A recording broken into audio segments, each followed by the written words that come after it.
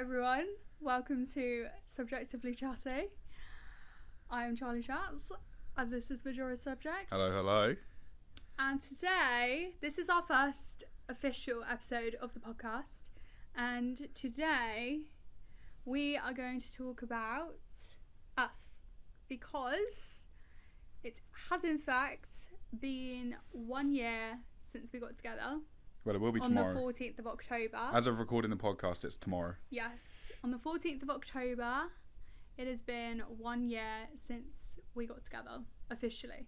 Became boyfriend and girlfriend. Oh my god. Oh my god. Oh my boyfriend god. and girlfriend. We're not that anymore, though. We're fiance and fiance. Yeah, fiance and fiancé. No, isn't it like fiance and fiance? I don't know, is it? I think so. I actually don't know the correct terminology. No, for that. I don't know, but I think I saw a TikTok on it the other day. Hey, Casper, welcome in. Hello. We were going to say about the chat, weren't Yes, we? so after rewatching the stream back last time, and we want to keep streaming it, we want to have the chats, we like being able to read what you guys think and what you're saying. What we're going to do is we're going to have segments in the podcast where I go back and read the chat and what people have said. We still want to encourage anyone who's in chat to say anything relevant to what we're talking about, and if we have a quick second to not, because I don't want to disrupt the flow of conversation by going to the chat and going and then going like that. Because this podcast is uploaded to Spotify, Amazon Music, Audible, everything like that. So obviously not everybody can see the chat. And obviously we do upload it to YouTube as well, and when it's uploaded to YouTube you can see the chat, so it's fine. So it is fine. However, when you're just listening, it's obviously not. It just makes it a little bit hard to listen to. Exactly. We listened to it back and we thought, there was a little bit of like dead space. But I was thinking because we were reading the chat. Exactly, and I was thinking if we did a chat segment, then I can announce we're reading the chat, so if people are listening to it, they understand that we're reading the chat on the stream instead of we're just gonna guessing what we're doing. Like explain things a little bit more, so it might seem a bit silly to those of you who are watching the podcast, but it is for the benefit of people listening to the podcast. Yeah, exactly that. So it means that we can still get everything across we need to get across. Yeah, as last episode I was like showing a lot of like our decorations behind us, and your makeup. Yeah, and like my eyeliner and things, but obviously people listening couldn't see it, and especially if people like come to listen to it like months, like in a few months or whatever. Yeah, exactly that. They're not gonna know, and like our decorations would have changed and stuff like that. So we are just gonna describe things a little bit more than we did last time, and a little bit more. It may sound a bit silly for those of you who are watching, but it is for the benefit of people who are listening. So if you are listening, then hi. Charlie's got a cool new pair of dungarees. These are my dungarees. She's standing up and showing them off for anyone who's listening, by the way. They're These pink. are my dungarees. Yeah, why don't you explain the colour? They are like a dusky pink. Love that. Dusky pink with my new little white crop top underneath. They are from Halara. I am currently working with Halara on TikTok, so that's fun. They sent me these clothes. They sent me quite a few pieces of clothing, which is insane, and I'm really, really grateful. But I'm currently in the process of, I literally got them a few hours ago, so I'm in the process of figuring out the videos that I'm going to do for them. But if you follow me on TikTok, videos will be coming soon on the clothes that I got from Halara. So thank you to Halara if you're listening. Yeah, you're not, but they're also pretty wicked as well. Yeah. Like the stuff you were trying on was pretty cool. Yeah. Anyway, let's get back to us. Yeah, go on. Let's get back onto topic. Tomorrow is, as of recording the stream, as I said earlier, is our 1 year. We've been together for a whole year, which is crazy. So crazy. Doesn't feel like a year. No. It's gone really quick, but also gone really slow at the same time. Yeah. It's quite weird to describe how it's been, how it feels. But I think because we've done so much in the last year. Yeah. Yeah. For anyone who knows us, they know that we did things a little bit fast. But we're going to talk about what we're going to talk about for the whole episode. Is we're going to talk about everything that we have done in the last 365 days. Yeah, obviously keeping it PG. We're not going to talk about everything. Yeah, of course. Not literally everything. Nobody else needs to know what we do. Exactly. No, we'll keep that. In that area. Nobody needs to know about our sexual life. We actually met for the first time like a month before anything even started with us, didn't we? Yeah. Because to put it into context, Tom's cousin is one of my friends. To put it simple. You're going to have to cover the string theory in the stream, I think, as well. Yeah, I will be talking about the invisible string theory because I do genuinely believe that our relationship is such a good example of the can I speak? Invisible string theory. So I will definitely be coming back to that quite a lot in all the topics that we talk about. But that is one of the things, is the fact that one of my friends from school is actually Tom's cousin, and I had no idea she had a cousin, but I knew she had a cousin, but I had no idea about Tom. Well, she has more than one. Well, yeah, exactly. There's a bunch of us. But I didn't know anything about that, and we literally went to school together, didn't we? Yeah.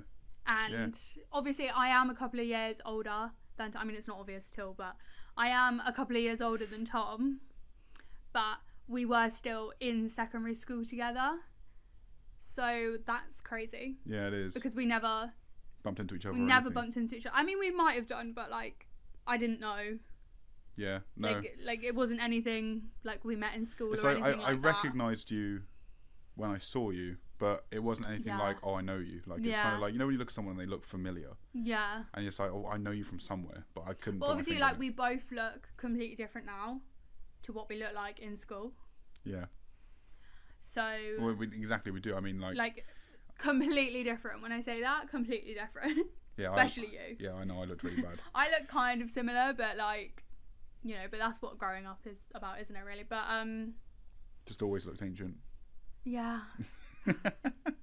No, but basically we went to, my friend Tom's cousin, Katie, she was having a little party. She was having a not wedding day, and we went out.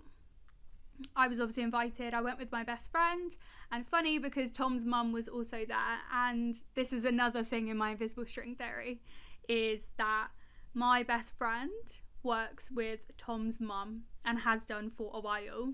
I don't know how long it's been, do you?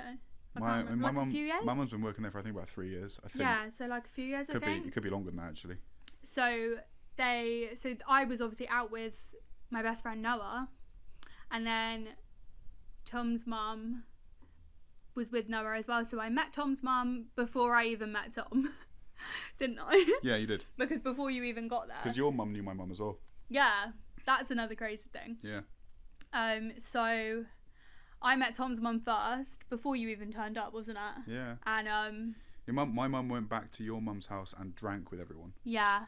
That was when was that? A few. You weren't there. No, I wasn't there. No. But my mum went drinking with your mum. Well, I think she bumped into your mum. Yeah, because she was probably with Noah. She was with Noah.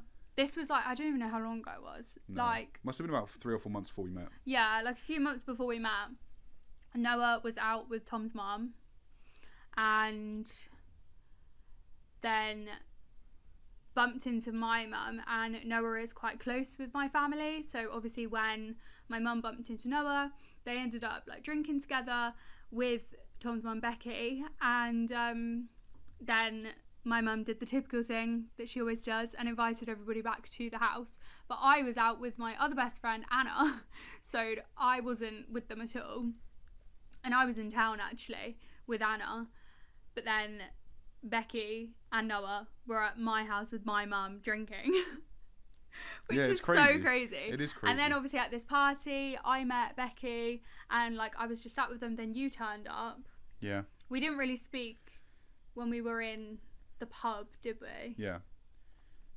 But we went to Oxford, went to Wetherspoons, and it was outside Wetherspoons. God, I was riding a motorbike then. Yeah. Wasn't I? Tom turned up on his motorbike, and I thought, who the fuck is that? No, joking. At this point, I was working for Honda, so I was borrowing bikes and test riding them and stuff, basically. And my cousin was having this non-wedding anti-wedding party. Yeah. Basically, long story short, it's not my story, so I'm not going to tell the whole thing, but she was engaged, no longer engaged, decided to throw a party anyway when she was supposed to be married. On the day of the wedding, yeah. And I mean, fair play to her. It was we all wore white. It was a great party. Well, it wasn't a party. It was just like we all had to dress a night out. Her instruction was we had to dress up like we were going to the wedding, but the women had to wear white. Yeah, like it was a bride, really fun. And the guys had to wear suits. Yeah. Yeah, and we all turned up. If we can find pictures, by the way, when we do the YouTube version of this, we'll have some. Yeah, we'll put some photos on the screen. But it was so I turned up on this motorbike in no gear at all, which is really bad because I was wearing a suit. And I remember parking the motorbike. Were you wearing a suit? I was wearing a partial suit, yeah. I don't even remember that, Jesus. Yeah. Can we also just mention the fact at this point Tom had long hair? I had really long hair. Really long hair. And it was it red? Yeah, it was half red, half black. And Casper, who's in the chat, cut my hair off. So the name you're reading, but down here, camera's inverted, sorry. Polish pleb down here.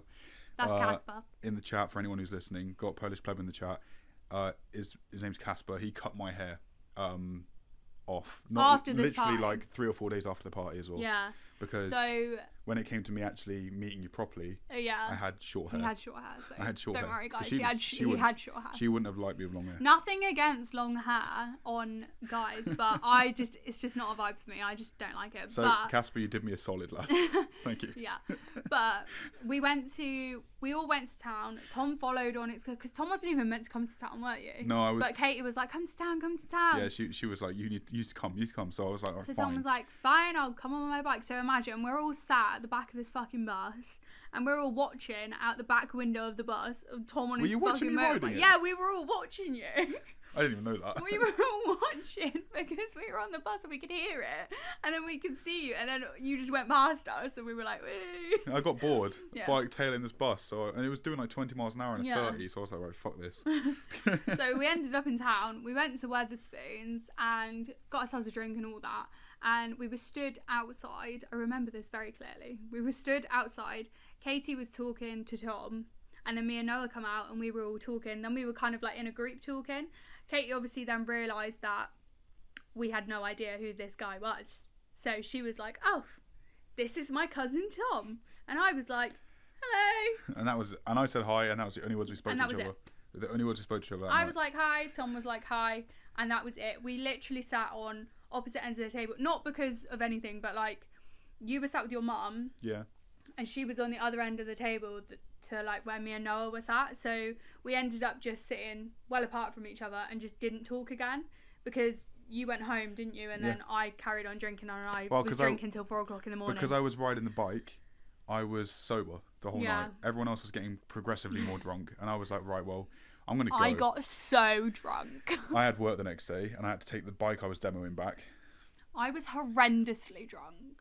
Let me just tell you that. I went to a club, and I never go to a club anymore. And I went to a club.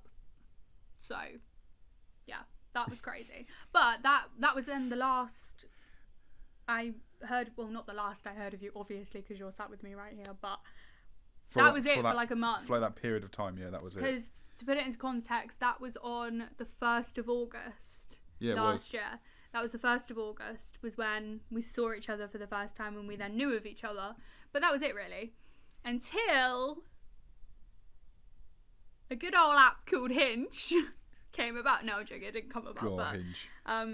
Dating apps. Oh. Yeah. Oh, God, no. We were both on the dating apps, and you liked me, didn't you? Yeah, Charlie popped up on my Hinge profile. Basically, I'd given up on dating apps. I just had them because they were for shits and giggles, really. Me and my mate Aaron would just sit in the car, and we'd just like swipe right on people, like just over and over and over again because we were bored and we had nothing else to do, and we were just like shits and gigs, see what happens. I decided to open up Hinge, which I barely ever touched, by the way.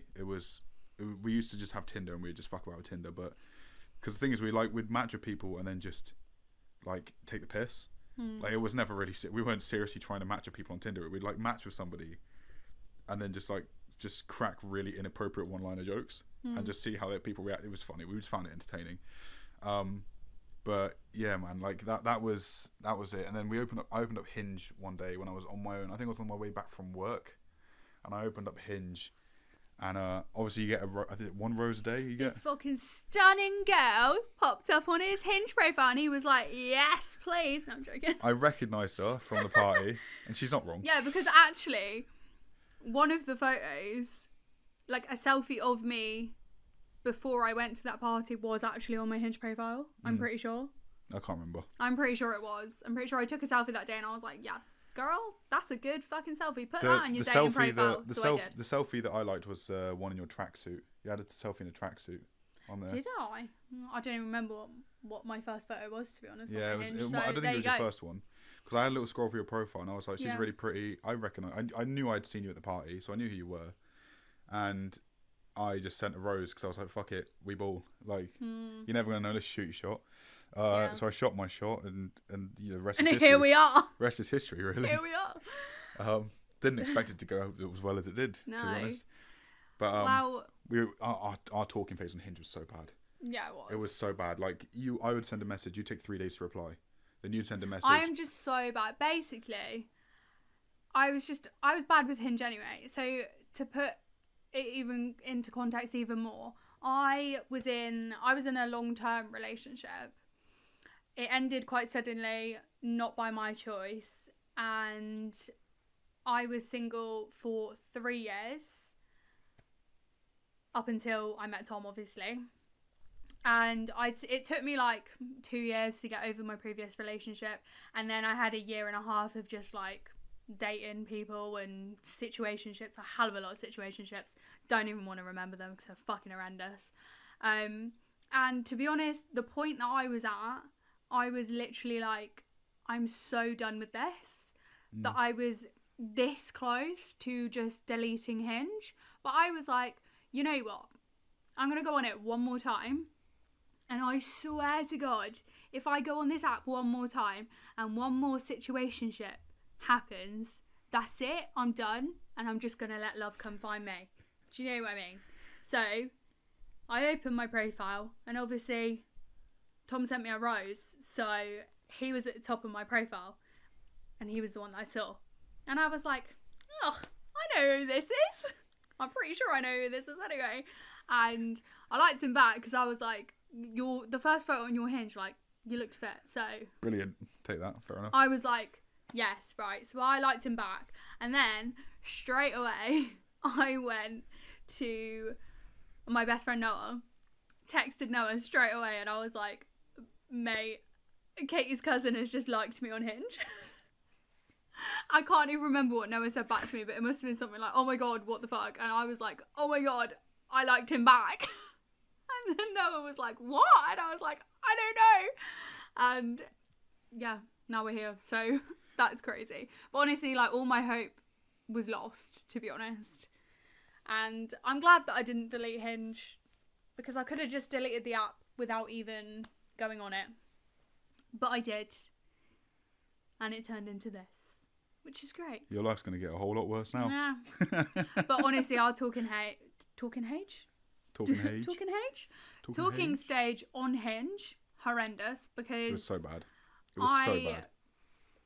I don't know, sometimes I wouldn't get notifications from Hinge. I didn't get any like at all. That's why it took me like 3 years to reply to you. And it would honestly take us like 3 business days to reply to each other, because either we wouldn't get notification or I'd forget. I'm the worst at forgetting to reply to messages. Every single time one of us sent a message and then the other one took like 3 days to respond, we always start off with, oh my God, I'm so sorry. Every single message. If we still both had our Hinge accounts and we could show you, I would. But it was oh like, my God, I'm so sorry. It's like, oh my God, I'm so sorry. I didn't get a notification. Like, every single message for the day that we were chatting on Hinge started with that. It's so funny. So then we moved on to Snapchat, didn't we? We did, yeah. Because I was like, look, I reply to my Snapchat messages a lot fucking quicker than Hinge, so let's just do that. I think we pretty much did phone numbers and Snapchat at the same time. Yeah, I'm pretty sure we did. But then I think you messaged me first on Snap. So that's why I then replied on that, and then we just started talking on that. Yeah, because we text each other now. We don't use Snapchat at all for each other anymore. Yeah. I might send you a stupid selfie when we're not together. Like, if you're out doing something, I might just go, oh, and then send a selfie. But even that talking stage was, I mean, I don't know. You were very eager to meet me, weren't you? I was, because I feel like every single time I've ever matched with somebody really on a dating app, I find that it really fizzles out if you don't try and put the effort in early on. And like, I wasn't trying to be like, I hope I wasn't coming across as like persistent and creepy. No, but like, I'm just. I was just kind of like, you know, I want to meet you. Let's go for a coffee or whatever. Like, you know, I actually want to like meet you face to face, because dating apps are great. Like, don't get me wrong. Like, I feel like you're still going to get a better chance to meet somebody if you meet them naturally. I think the relationship would flow better. But if you meet the right person on a dating app, it can be fantastic. But like, you're not going to know. Well, exactly. But you're not going to know if it's going to be great until you meet them properly. Yeah, exactly. And I feel like some people talk on dating apps for months before they meet, and I feel like, you know, you just got to get it out of the way. You got to just, you know, just suck it up and get on with it. I mean, I was just really nervous, I think, because like I said, I've had a lot of situationships and a lot of like dates and stuff like that. It's just never really gone well for me. So I was just a bit like, I'm always a bit apprehensive about meeting someone. Yeah. But because we do actually, this is another thing in my invisible string theory, we actually lived very close to each other, like 10 minutes away from each other. And Tom lived literally round the corner from my auntie. Yeah. So that's crazy also. All little things that are interlinked, it's nuts. Yeah. But because we live so close, on the day that we did actually meet, we were texting just as normal. And I said, oh, I'm just about to go to the shop. So sorry if I don't reply to your messages. Sorry for anyone who heard that. That was my net clicking. I was like, I'm just going to the shop. I'm really sorry if I go quiet for a little bit, because I'm just going to go and grab a vape from the shop. So then Tom decided to take upon himself that he was like, right, should we meet then? And I was kind of a bit cornered. I was a bit like, oh, fuck. I was like, I can't. Not that I was making up excuses before, but like, I was like, I can't make up an excuse because I'm already out. Like, he knows that I'm already out because I just told him. So I can't be like, oh no, like, I need to go home. The shop that she was going to is just around the corner from my place as well, or my mum's place. So it's like almost like in the middle. Yeah. A bit closer to you than it was me, but yeah. So then Tom was like, well, I'm free right now. I could walk down and meet you. And I was like, oh, okay. Is that what we're doing? And I was like, oh my God. I was like in two minds of myself. I was like, do I say yes, or do I be like, no, I need to go home. I need to go straight home. My mum's got me dinner on the table or something. But I didn't. I was like, okay, if I don't do it now, it's not going to happen. Yeah. So I was like, right, yes, okay. I do have a feeling if we didn't meet that day, because that was the day of the bench as well. Yeah. The day of the bench. The day of the bench. So if that day hadn't happened, I don't think we'd be here right now. No, I don't think so. Just before we carry on as well, I'm just going to quickly go through chat, because we haven't done that for about half an hour now. But Casper's popped in. Polish Pleb has written, I have one more idea for a redeemable one-word storytelling. Have to bounce off of each other while staying on topic. By saying one word each, but we have to make a story out of it and on topic of what we're talking about. Oh, right. That's kind of a cool idea. That's a cool idea. And then he said we're both ancient. Fair. When we were talking about our ages earlier. Yeah. Thanks, Casper. Love that. Patrick Bitcoinman joined in and said, hello, Sigmas. Hello, Patrick. Welcome in. How are we doing? Hope we're not going to be naughty today, Patrick, because I will kick you out. No, I'm just kidding. I just like taking the mick out of every time you come in now. But thank you for coming in, Patrick. I hope you're doing okay. We don't read the chat throughout the whole stream. We have segments where we go back and look at the chat, because otherwise it disrupts the flow of the podcast. For anyone who's in and wasn't here at the start when we explained it, just to quickly go over it again, we will check the chat on Twitch, but it will just be probably like every 20 minutes to half an hour we go back and have a look, just so that we're not breaking up the conversation too much and disrupting the story. A little bit telling. And part of me as well, but yeah, I did. That was disgusting. Disgusting. But yeah, thank you for coming in. Anna, hello. Hello. Message the perfect time. We're about to carry on then for a second. Yeah. How are we doing, Anna? You okay? Welcome in. So, the bench. The sacred bench. The bench, basically. Tom obviously come to meet me because I was sat at the park, which is round the corner from my house. And Tom met me there. We just walked, didn't we? Yeah. Then we came across this bench and we were like, right, this looks like a fun place to sit. Let's sit here. And we did. And have a chat, yeah. We sat there for about 3 hours. I'm sure it was. I reckon it was a bit longer than that, to be honest. Yeah, maybe even longer than that. And we just talked about everything, didn't we? Pretty much. Literally every little thing about our lives we just talked about. Yeah. To each other. Didn't we? Yeah, literally. And it was like, I don't know, it was like I'd known you for ages. Because I was just comfortable talking about everything. Yeah. And in that moment, I was like, I don't know why I was so nervous to meet this guy. But this is why the bench plays a really important part later on as well. Yes. Yeah. Remember the bench. It was where we technically went on our first date. Yeah. In quotation marks, date. It was where we probably spent the most time together. When after that point, if we went and met up and we didn't really have anything planned, we'd just go for a gander and then sit on the bench and chat. Yeah. Yeah, it was literally just our place where we just go sit and chat and just because it wasn't too far from my house. So yeah, exactly. So we just literally like down the alleyway from my house. We just pass some time, have a chat. Yeah. And then we just head home afterwards. But it's it played a really important role for us, really, which is why it comes back later on and why it's so important for later on. But it made the first date really awkward. Yeah. Because we were talking so much when we first met. So our first actual date when we went out for dinner. We went to Pizza Express. We did, which we keep going back to. We do love because we do love a Pizza Express. And that was the first proper date we went on was Pizza Express. Yeah, exactly. But we were stood at the bus stop outside my house. And the bus was going to be like 10, 15 minutes, I think it was. And we were literally silent. It was. Weren't we? We were just, like, not literally silent, but, like, we were just sort of, like, talking and then we'd stop because we knew everything about each other.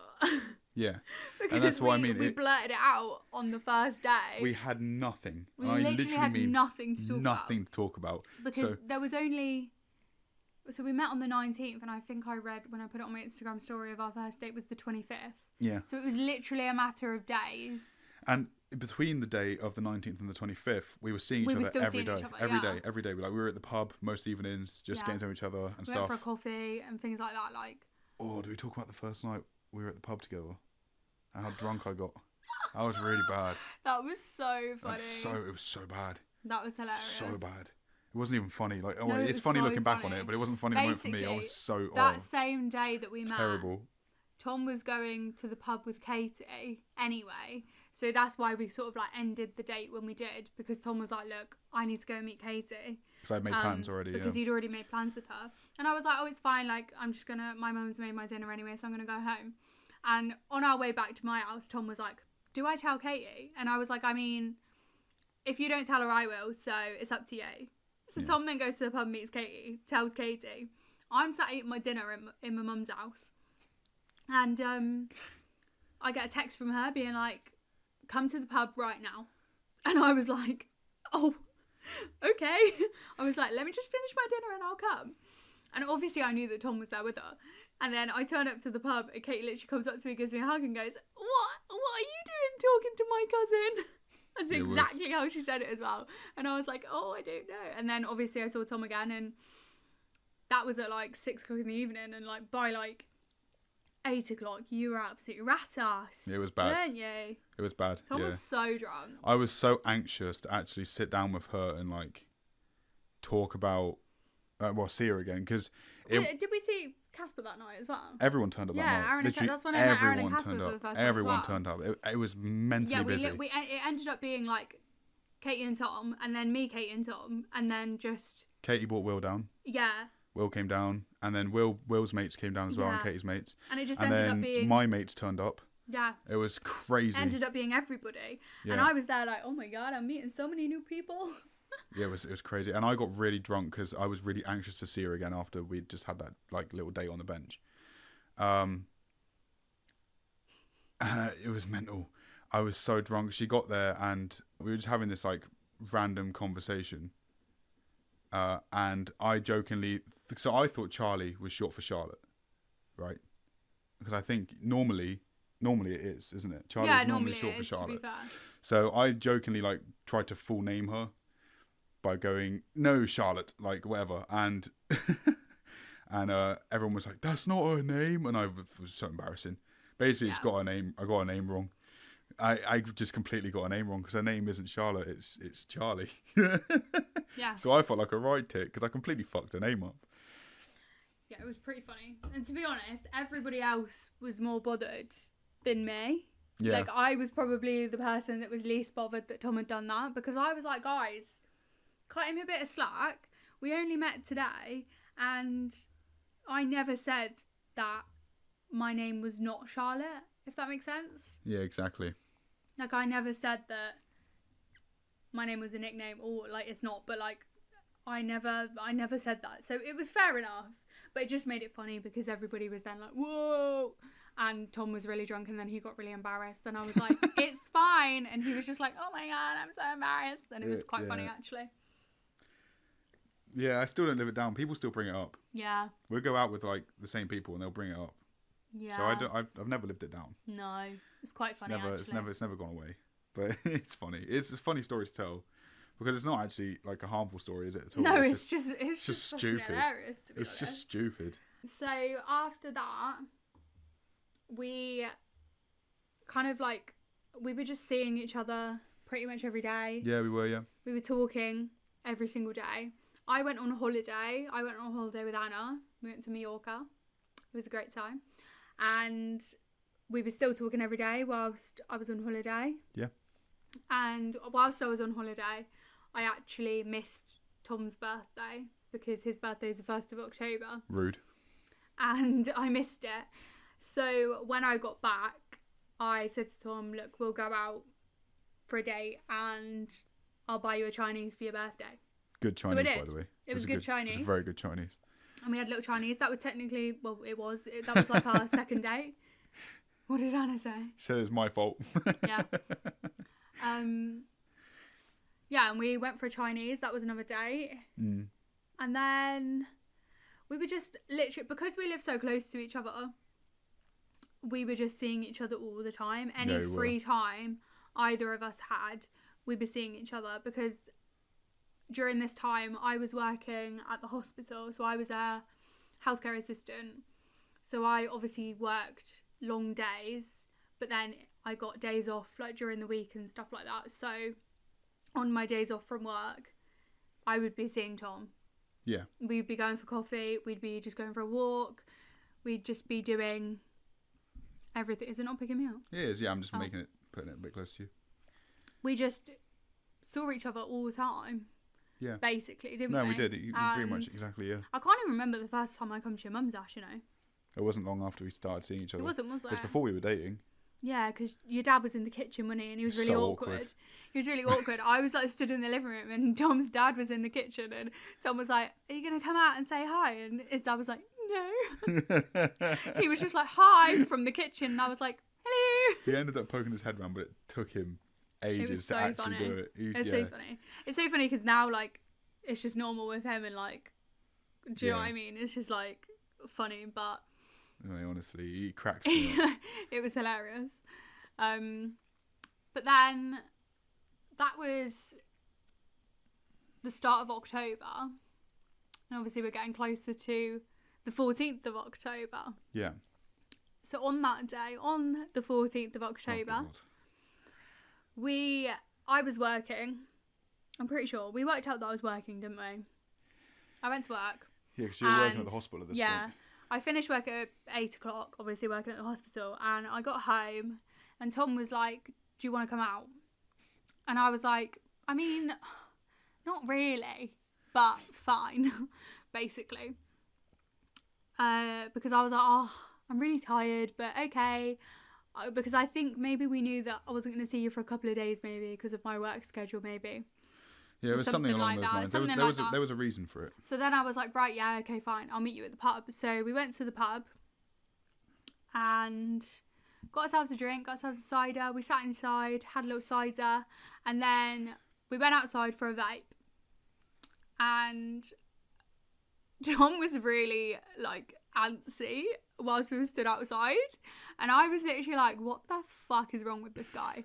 Like, why is he so, like, jittery and so like like the whole time we were talking, and I was literally like, are you all right? Nerves getting to my head. And they were like, he was so nervous, and I was just like, and then he just comes out with, I need to ask you something. And I was like, right, okay. And obviously then at this point I put two and two together. He's nervous as fuck, jittering about all over the place, and he says he's got to ask me Pacing something. around the pub garden. Yeah, he's literally pacing around the garden. And I put 2 and 2 together, and I was like, I know exactly what he's about to ask me. But I was like, I'm going to entertain it because it's funny. Brilliant, thanks. So I was like, okay, go on then. And then he starts blurting out like, I wanted this to be so much more romantic. I wanted to get you some flowers, but I couldn't. And this, that, and the other. And then he's still, bear in mind, he's still fucking pacing it around the garden. And I'm like, would you just stand still and just ask me? Because I was like, I'm sure I said to you, I know what you're going to ask me, so just ask me. Yeah. And then he just looked at me and was like, will you be my girlfriend? And I was like, I just laughed. And I was like, yeah. I was like, yeah, of course I will. Like, there wasn't even any hesitation. I was just like, yeah. And then he was like, oh, okay. And then I was like, are you all right? Yeah. It's because, like, for a bit of context, like, I think it was like 2 weeks before this point, or maybe like about 10 days before this. We were both really drunk. We'd gone out drinking together, obviously.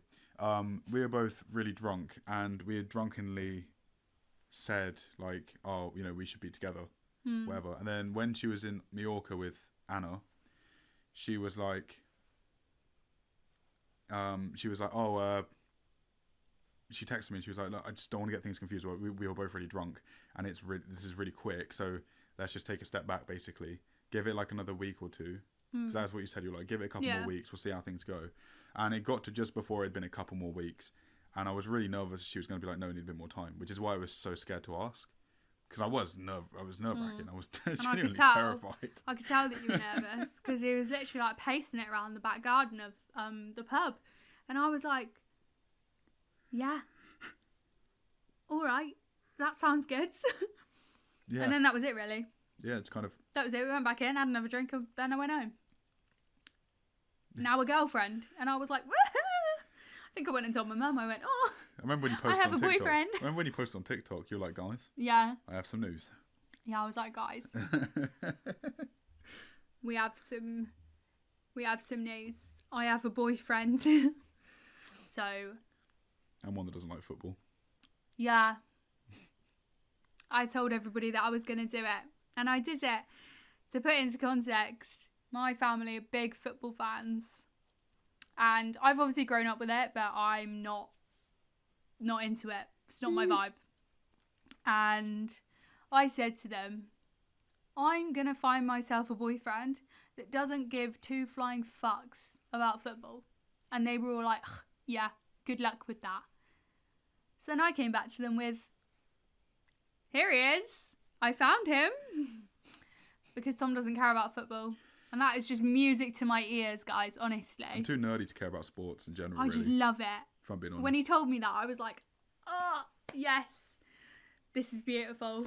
I was like, you're not going to hear me talking about football, but you're going to have to deal with me talking about One Piece and Attack on Titan for the rest of your life. And I was like, fine. That's absolutely fine by me. I don't care about that. Because then I also said, well, you're going to have to listen to me talk about One Direction for the rest of your life. So yeah, true. There we go. Do you know what I mean? There we go. So after that, again, nothing really changed, to be honest, did it? Like, no, not really. We just had a label, really, didn't we? We just had, we were just official and everything like that. And things just moved on as normal. We had things took a little bit longer to click into place than other things did, like getting to know each other's personality traits and our quirks. So we had some little disagreements to start off with, to be honest. Yeah. Like in the way that we both act emotionally towards each other and stuff. Yeah. Because obviously we're both used to very different things. Not the most good things either. So it was trying to like work out. Previous relationships have a lot to do with that. But we both haven't had the best. Yeah, and we worked out what's best for each other, you know. And it did take us probably about 6 months to get properly like into a flow state where we know we can read each other. We can read each other pretty well now. So like, if one of us is annoyed or upset, the other one can quite easily go, you know, are you okay? Like you're not beating yourself. Yeah, exactly. Yeah, we're pretty good at it now. And her usual response is, it's just my face. I have resting bitch face, guys. Honestly. I do. I have a resting bitch face. I can't help it. But yeah, I mean, you know, I think now at the point we're at now, like, I think a lot of people are in the talking phase for a much longer period of time, and I completely get it. Yeah. Because you don't want to have what we went through at the start, where because we didn't have any heavy arguments, but it was a bit touch and go sometimes. Yeah, it was definitely going to be like a make or break of the relationship. However, I think we both feel the same about relationships, in that you've got to work through it rather than just give up. Yeah, exactly. Because I feel like there are a lot of points where we could have very easily gone, this isn't going to work. Yeah, definitely. And walked away. You know? But we decided that we were going to work through it and just deal with it, basically. And that's why we're still here. Yeah, exactly. That's why we're still here. And I feel like that with the levels of communication that we've got now, well, communication is the biggest thing. Definitely, and it's a lot more healthy now than it was. So yeah, definitely. Because I think, like, and don't take this the wrong way, but you really struggled to communicate how you were feeling when we first started seeing each other. But that is purely because you had adapted yourself to being so self-sufficient. Yeah. That you didn't see it to be necessary to tell me how you were feeling. No. And when I tried to ask you, it would sometimes annoy you because you didn't want to explain it. Yeah. It's like, you know, and because I am still overshare. A little bit like that now, I'm not going to lie. Because I overshare. Yeah. All the time. Like, even on Twitch, like, when I'm playing Mario Kart and I get pissed off, or if I'm just having a chat with people who are in chat, like, I will overshare everything because I don't care. I'm an open book. Tom is an oversharer, and I am not. I'm an open book. I don't really give a shit. Like, I will just talk about anything, as long as it's not obviously completely like really private and it's not relating to somebody else's. It's not going to infringe someone else's personal life. Then I'll talk about it. It doesn't bother me. But you know, I think that's what took us the longest to get used to about each other, was the difference in how we share how we're feeling. Yeah. Because we're both very different in that respect. Yeah, definitely. And I feel like even to this day, I still have to push you to talk to me when you're not feeling great. Yeah. Which is fine. I mean, people, you have people that like that. You have people, because we're just different people. Yeah, exactly. I mean, you know, I will walk up to you and be like, I'm not happy with this. But then as in, you'll just look at me like you're annoyed, and I'll be like, what's wrong? And then you'll tell me. Yeah. But that's just who you are, and it's just who I am. It's just, you know, you don't want to change yourself for someone else. No. So you have to learn to adapt how to speak to people. It's just as simple as that. And the communication is the most important thing. Definitely. So. We have quite a few memories of this time last year, I suppose. From our first biggest memory is dressing up as Monsters Inc. characters for Katie's birthday. The second party of Katie's we went to. Yeah. It was Katie's birthday, and she was having a 2000s themed birthday party, and we were obviously both invited, but as a couple. Yeah, exactly. This time we would have both been invited anyway, but obviously we were as a couple this time, which is great. But I really wanted to do like an outfit together. So.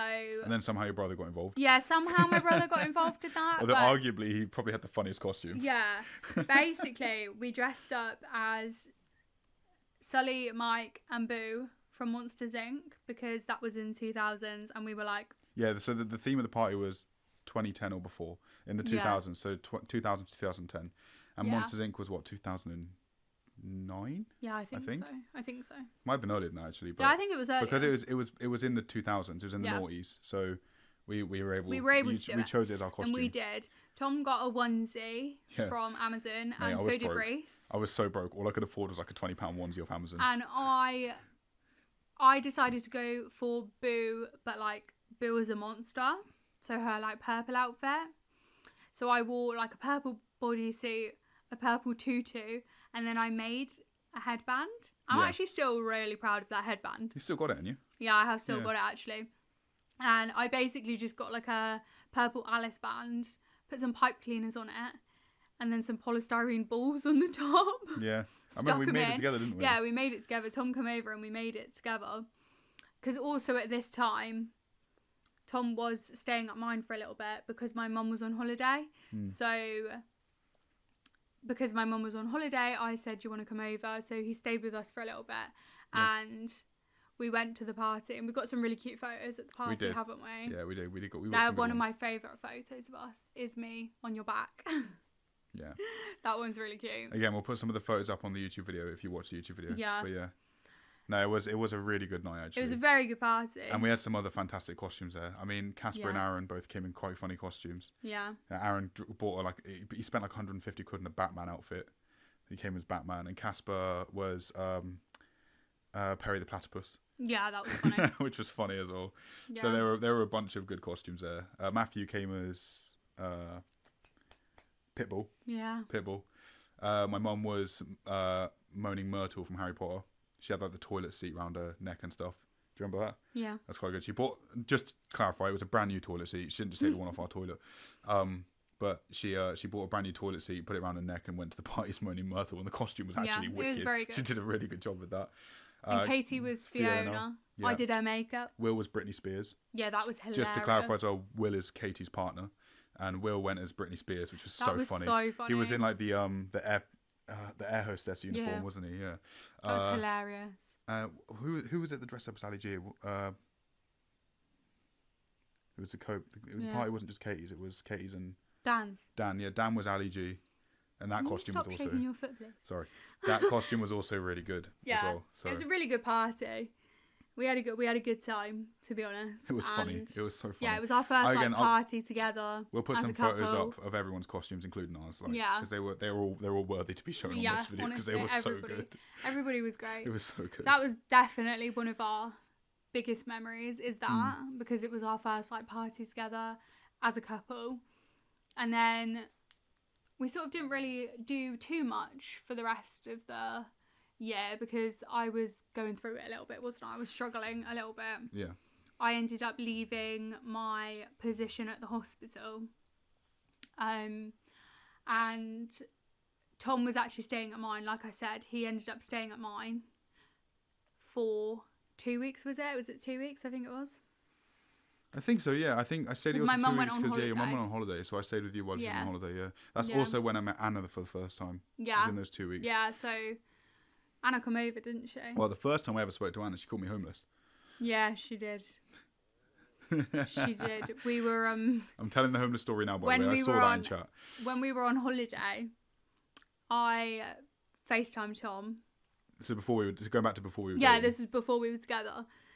When they were in Mallorca. I FaceTimed Tom when we were in Mallorca, and Anna come inside because she was on the balcony. She come inside and then saw my phone and was like, he looks homeless. Yeah, literally to my face. To his face, yeah. She was like, you look homeless. She was like, shave that beard. Like, sort that beard out, clean it up. Because I'll be honest with you, my beard was like out here. My hair was a mess. Like, Anna! I was like, oh my God, stop. It was funny though. It was hilarious. Like, genuinely, I'm not the kind of person that's going to get offended by something like that. No. So I genuinely laughed at it. It was funny. I think people who get offended by people making jokes like that are just a bit wet, to be honest. And that was your first impression of Anna. Yeah, literally. Yeah, she's right. She was like, so Anna in chat has said, I said, fuck me, you look homeless. Yeah. And you did. That's true. And it was funny. What she said. It was funny. It was fucking hilarious, to be honest. But then that was his first impression. It did make me sort my beard out, though. Yeah. So the next time I saw her, I had a proper sorted out beard, and she was like, yeah, that looks better. Yeah. She's like, don't look homeless anymore. Yeah, and then you met Anna for the first time when she came over, didn't she? Whilst Tom was staying with me, Anna came over. Yeah, we had... Was that what we do for Heaters the first time she came over? I'm not sure if that was the first time, but it was definitely one of the times, but... No, we didn't. We got Wendy's. Yeah. Was it Wendy's? We got a takeaway. Yeah, we got a takeaway, basically. And Anna came over, and that was obviously the first time she met Tom. And now... Yeah, Anna was crying because she had just gone through a breakup herself, hadn't she? Yeah. So we won't go into detail about it because it's not our story to tell. But she was just going through a bit of a messy breakup. No, she wasn't. Wasn't she? Not on holiday, no. No, when I met her for the first time. Oh, right. That's what I'm talking about. Still talking about on holiday. No. Oh, right, yeah. No, yeah, during that time, yeah. So Anna came over because she was a bit upset, and I said, well, you can come over because my mum's on holiday, Tom's here, but come over. And Anna turned up at my mum's door. Yeah, we had a long old chat. Good chat. Had some pizza. Is that what Anna said? I thought we had Wendy's. There was another time where we had Wendy's. We had Wendy's more than once. Yeah, that's what I'm saying. There was multiple times. Because we went through a proper Wendy's.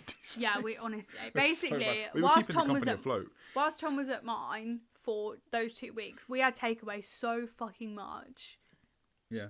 I honestly, it was it was bloody horrendous. We were keeping Wendy's afloat. That's the only reason that place is still open. Because we were buying it so much. We were just... You're welcome, Wendy's, by the way, if you watch this. We were just having it so much. But, yeah, that was a really good time. Was that sort of thing. And then we've got Christmas.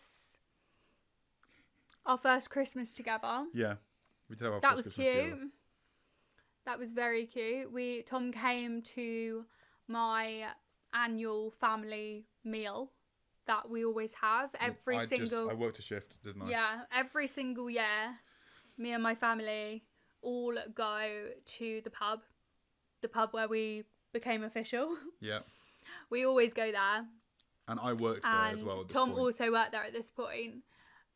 So Tom had worked a shift and then he come out and we had our little Christmas meal. So that was cute. Yeah, it was. And then on actual Christmas Day, Tom was working. I was not for once because, to put it into context, the 2 previous years to this, I worked Christmas Day and Boxing Day because I obviously worked at the hospital. But at this point, I had already switched jobs. So I worked in a nursery at this point.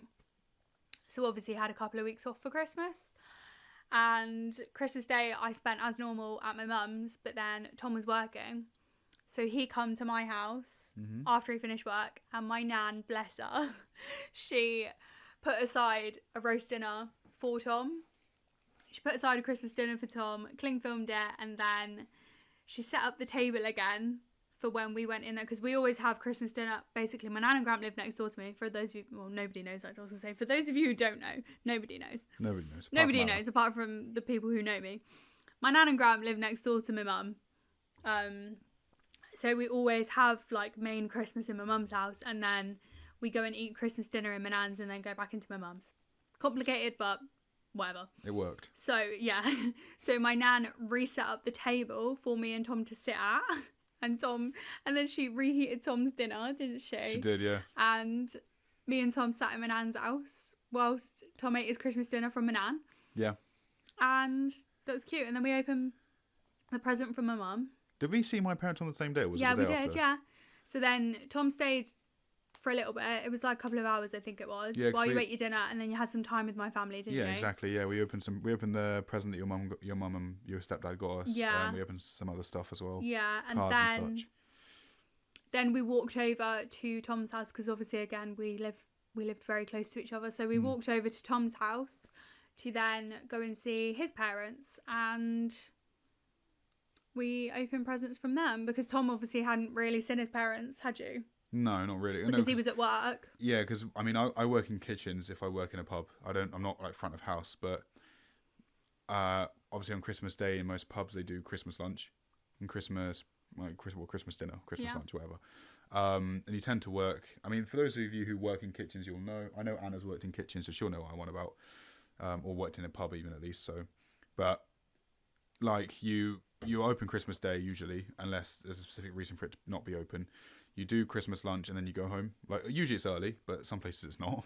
And I got out of there after closing the kitchen down, probably about 5:30, was it? Yeah, I think it was about 5:30. I mean, my normal finish time when I worked there was probably about 10:30. Because it wasn't too long. Because I always have my Christmas dinner around like 5 o'clock anyway. Yeah. It wasn't too long between us eating dinner and you coming. Yeah, exactly. To my I mean, mum's. I started that shift that day at 9 o'clock in the morning, so I woke up with my mum. I woke up with my family at like 8 o'clock in the morning. Yeah. I had a cup of tea. And they opened their presents and I let them go on with it. And I was like, well, I'm going to leave the stuff that we've got, because my mum and my dad bought Charlie stuff as well. So I was like, I'll leave what I've got. Which was really cute. And I'll leave what Charlie's got for when I get back from the pub and back from Charlie's. Because I had your presents with me. Yeah, exactly. So we thought we'd just do them all at the same time. So then, we went to your mum's. We saw your family for a little bit, which was really nice of them. And they left me some food, which was really good because I hadn't eaten that day. So I got to have some Christmas food. And then we all went back to my mum's. After that, well, all of us, I mean me and you. Yeah. Went back to my mum's. Yeah. And we had presents there. We had some snacks. Yeah, we had some food, didn't we? We stayed there for the night, didn't we? Yeah, and we watched the Gavin and Stacey Christmas special. We did, yeah, the ending. The final episode. Yeah. We watched the Christmas special. The shark onesie. I just saw that. The shark onesie. I got Charlie some pretty funny stuff. Tom got me a shark onesie for Christmas, and it is fucking hilarious, to be honest. Where's that even gone? I think it's over there somewhere. Is it going? I don't know. I haven't decided yet. It's so funny. I've literally never worn it, but like... She's throwing away the shark onesie. But it's so funny. But it's still actually quite thin, though. It's not like a thick onesie. You want me to put the video of Charlie and the shark onesie in the final cut? Maybe. I'll do it. Maybe. I'll do it. Don't worry. Yeah, that was cute. We also spent New Year together, didn't we? Yeah, New Year's. Yeah. I basically every year my mum. Yeah, that was crazy actually, because I remember the pub tried to get me to work Christmas and New Year's. Yeah. And I was like, look, I'm not being funny. I was like, no. I will work one or the other. I'm not working both. And I remember actually having a bit of an argument with the person who owned the pub at that point, because I was like, I'm not doing both. And they still tried to put me on shift anyway, and I just didn't turn up because I was like, I'm doing one or the other. And I was one of 2 chefs in that whole kitchen, so I'm not being funny, but you kind of need me more than I need you. And I could have gone to any of the other pubs to get jobs, so I just didn't turn up. Nothing happened because I'd already made my point, and I think I made a very fair argument that I tried to basically, when you start a job and you have pre-booked holiday. When I started at that pub, I had said I'm having New Year's off because your family celebrates New Year's Eve and I was celebrating it with you. Yeah. And I started the pub job whilst I was with Charlie, so I wasn't working there before I met her. So I told her that it was a pre-booked holiday, and she still tried to get me to work it anyway. So I was like, look, I'm not being funny, it's a pre-booked holiday, I'm not doing it. I worked Christmas even though I said I wasn't going to, but because you asked me to, I did it. Yeah. I was like, so I'll work Christmas, but I'm not doing New Year's. And I just remember, that was a bit of a rough period for work, because they got really arsy with me about that. Yeah, it was. The actual other staff, like colleagues, were fine. It was just the management got really funny about that. But basically, New Year's Eve, my mum's household takes it very seriously. As my mum always says, it's her favourite time of the year. The one day of the year that she absolutely loves is New Year's Eve. And we take it very seriously. And she always has, it used to be that we had loads of people over, we'd have a little house party, but as the years went on, it just sort of whittled down to just being us family. And it was always me, my stepdad, my mum, my brother. Well, actually, I tell a lie. Sometimes Reese went out. Sometimes he didn't. Last year, he did go out. And then my nan and grandpa as well. And then, obviously, I met Anna a few years ago. So then Anna had been over a couple of times over New Year's as well. So she come last year. And then, obviously, Tom come as well. So spent New Year's together, which was really cute. We got to have our midnight kiss, didn't we? We did. And I got it on video. It's in my TikTok vlog. Soppy. Got it on video in my TikTok vlog. We had our midnight kiss. That was cute. And something about Reese. Oh yeah, that was the year before, Anna. That was that was the year before. Basically, the year before, last year, my brother went out and then he come back and I was doing a vlog. And I was filming and Anna was like, it's Reese, he's come back from war. And it was so funny. That vlog is just so chaotic. If you go back far enough on my TikTok, you'll find that vlog from New Year's 2023. So chaotic. We were all so drunk and it was just fucking hilarious, to be honest. He came back from town, for fuck's sake. Yeah, literally, I put on the screen, he came back from town. And it was hilarious. But yeah, New Year's was cute last year, and then it was earlier this year. Yeah. And January was pretty big for us, wasn't it? It was stressful for me. Yeah. Great result, but stressful. Yeah, pretty big month, really. This is where I've got to take over a little bit now. But because I don't know. I wanted to propose to Charlie. Me and her had a little bit of a chat. So it's not that she knew it was going to happen, but we'd spoken about it. And due to her past relationships and stuff, and her sense of security kind of been ruined. I think it's probably the right word to use there. Destroyed, pretty much. Yeah. Obliterated, smithereens, gone. Yeah. So she was really insecure about the relationship. She was worried that I was going to leave, and stuff like that, which I completely understand. from what you had gone through. Yeah. And in my little brain, my little tiny pea-sized brain, I thought, you know what would be a great idea? Let's propose. It was a great idea. I don't regret doing it at all. Yeah, but obviously, it's a very extreme idea. Given the fact, obviously, at this point, we'd only been together for 4 months. Yeah, exactly. And it is to the average person, that's a very extreme idea. Yeah. Like, yeah, let's get down on one knee. Let's do it. Anyway, they went to a pub in Whitney. Did you? We were all in the pub in Whitney. And me? Me, you, Anna, what are we Aaron. talking about? Well, if you let me talk about it, you'll know what I'm talking about. Okay, I have no idea what we're talking about because I don't remember that. We were all in the pub in Whitney. It's because I did it behind your back. You're not going to remember what I did. Oh, right. Okay, I get it now. I get it, right. But I was there. Yeah, you were there. We went with Aaron and Elijah. Oh, yeah, I remember that. Oh, do you? Now I remember that, Oh, yes, now I remember that. So, yeah, we were in the pub in Whitney. And me and Charlie and Anna went outside for a vape. And before Charlie went back in, I pulled Anna aside and wanted to have a chat with her. Because I wanted to not get her permission, but get her opinion on it. Like, do you think it's stupid? And she basically just went, look, if it's what you want to do, it's the right thing to do, then I completely support it, basically, is what she said. She was like, you know, it'll make her happy, because she knew that you'd probably say yes. Yeah, worst idea. Thanks, Anna. Appreciate that.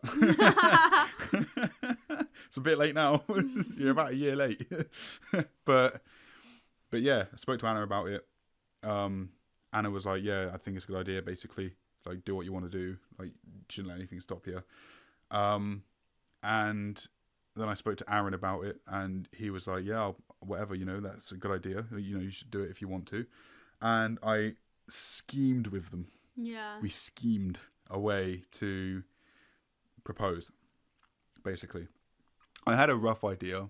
My rough idea in the beginning was a bit complex, so we decided to change it. I can't even remember what it was, but I just remember Anna and Aaron being like, no. Basically, no. We're going to do it like this. And I was like, you know what, fair, fuck it, let's do it like that. And we had decided that Anna was going to invite Charlie out for a meal. And while she was out on that meal, me and Aaron were going to go and grab some essentials, like a bunch of flowers, make sure everything is like all looking okay. Yeah, go pick up the ring. Make sure it's all looking okay. Make sure everything, like, you know, the area was all right. Like, if there's anything we need to move or quickly clean up to make the scenery look okay. Because I proposed to her at the bench where we went on our first ever, like, in quotation marks, date. And sat and spoke for like 4 hours. So it was there. A Haribo ring. So we went there. With that ring though, I stayed at Tom's house the night before. Because this was on the Saturday, wasn't it? It was, yeah. It was on the Saturday. I stayed at Tom's house on the Friday night because we tend to just like switch it over each weekend whose we were staying at. Yeah. And it was Tom's turn. It was Tom's turn. Yeah. It was Tom's weekend. So I stayed with him, and that ring was in the room. It was hidden. Yeah. It was hidden in the room. It was also in my pocket. And I had no idea. It was in basically like where my bed used to be in my parents' house. You could see where I'd hidden the ring, and I didn't notice it till the next morning. And I was like, "Fuck, I hope she didn't see that." But I had no idea. Like, so I had picked it up and put it in my I was wearing like a shirt coat, so I had like big pockets on my chest, and I popped it in one of the pockets in the box as well. But because the shirt coat is really baggy, you couldn't see there was a box in the pocket. I had no idea. But what really shit me up is when she went out with Anna to go to have a meal, she gave me a hug. A proper hug as well. And I was like, fuck, that box is going to be pressed up against her if she gives me a hug. I had no idea. Luckily, she's too short. I literally had no idea. So yeah, I'm fine. Too short. So the pocket was up here, and her head was probably just the other side of my chest. So if her head was on the wrong side, she'd have felt it straight away. She'd have been like, what the fuck is that? And I'd have had to make something up. And basically, that morning, so actually, I tell you, like, well, it must have been like a week before. I'd been to Primark with Anna, and I said so I wear press-on nails, and I didn't have any on at the time. And obviously at this point, Anna knew about the proposal and everything like that. And I said, I think I'm going to get some nails. So I bought some when I was with her. And then obviously she then invites me out, say, let's go out because we haven't been out together in a while. Should we go to Miller and Carter? And I was like, absolutely, that sounds like a good time. And I was like, maybe I should put my nails on. And Anna was like, yes, absolutely, put on your press-on nails 100%. And so I did, obviously. And now I know why Anna was so adamant that I had to put my press-on nails on because I would have been fuming, and she knows that. If Tom had proposed and I had no nails on, I would have been fuming. Girls know, like, do you know what I mean? Like, Anna said, did I make it look obvious in the chat? No, because I literally had no idea. And like, I don't know, I just thought you were being really like, yeah, girl, put on your nails. Like, do you know what I mean? And to be fair, like, obviously it was the 18th it was done. Also, I'm just oblivious. If it was done on the 19th, it might have been a little bit more expected. Because it would have been to the day after we'd met. Yeah. Like so many months after we'd met, on the day we'd met. But like, obviously the actions you took to get Charlie there were even more confusing to her because it wasn't on a set day. Like, it wasn't on an actual day of the month that meant something. It was just a random day. Yeah, it was just a random like, day. So I literally had no idea. If it had been on the 19th or the 14th. Yeah. And you would, put the blindfold on her and walked her down. I haven't started talking about that yet. I know. Spoilers. Put the blindfold on and walk down on one of those days. I have a feeling she would have clocked on straight away as to what was going on. But obviously, because it was on a random day of the month, that didn't mean anything to us in a relationship standpoint. Well, it does now. But at that point. Honestly, though, Anna really fully committed to the cause. She did a good job. Like, she committed to the cause because she was planting seeds to her story that she was going to tell on this day. And like days before as well. Like, it wasn't even like yeah, it was on about the day. a week before. So I was on FaceTime to her because we FaceTime quite a lot. I was on FaceTime to her, and she said to me, we were talking about nails because Anna used to do her own. Not used to. She does She does her toenails. I think. Pretty sure she does her own toenails, and she was saying about. I know that she has a gel lamp, but she said that hers was broken or something, and she said that she's seen that somebody was selling one on Facebook Marketplace. So she said, I think I'm going to get it. Like, I think I'm just going to buy it from this person on Facebook Marketplace. So she's planting the seed already. Feet. And I, like, honestly, I was just like, yeah, sounds good, babe. Like, and she said to me at that point, like, I think it's someone in Kidlington. And I was like, oh, fair enough. Like, we could probably get that at some point. And she was like, yeah. So she's already planting the seed like a week before. So then on the day, we went to Miller and Carter. I was also filming a Get Ready With Me, like, how perfect. I filmed a Get Ready With Me for my TikTok. I was just filming a Get Ready With Me. You uploaded the outtakes for that, like, quite recently. Yeah, I was just filming it because I do tend to film my makeup when I'm going out. So I was just filming it anyway. And I'm fucking sat talking to Tom, like, whilst doing my makeup, and he's sat on his desk, like, opposite me. Yep. He knows what he's about to do, and I'm just oblivious to the whole fucking thing. And I'm trying to make sure she doesn't clock onto my face because I'm anxious as fuck. Yeah, and I'm there, like, because I think I said to you, I was like, I think I might do a Get Ready With Me. And you were like, yeah, that sounds good, you should do one. Yeah, because I knew exactly straight away. Yeah. And I was like, yeah, I'm going to do one, actually. Like, and to be fair, my makeup did turn out pretty fucking good that day on my hair. So that was good. And, then I went to Miller and Carter with Anna. It was just an average meal with us, like, just standard. Like, we had a little meal at Miller and Carter. Obviously, at this point, I had no idea that Tom was with Aaron sorting things out. Yeah, exactly. Because Tom was also texting Anna, and I had no idea. Anna went to the toilet, and she spent a long while in that toilet, but I didn't think anything of it. She said to me that she just couldn't do up her bodysuit.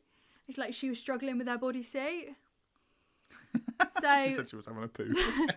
But well, do you know what I mean? I was like, I didn't think anything of it. I was just like, yeah, like, she's just taking a while. But in reality, she was actually. Was she on the phone to you? She wasn't on the phone to me. She was texting me like, you, I think we're leaving soon. She was like telling me what you were doing at the moment, what kind of mood you're in. She was like proper going in for it. Yeah, she was basically like saying it's basically all good. Like, yeah. So then Anna says to me, we need to go and pick up that gel lamp from that Facebook Marketplace person. And I was like, oh, sick, yeah, no worries. Like, that's absolutely fine. Cool. Let's go do it. And I was like, I'm a bit cold.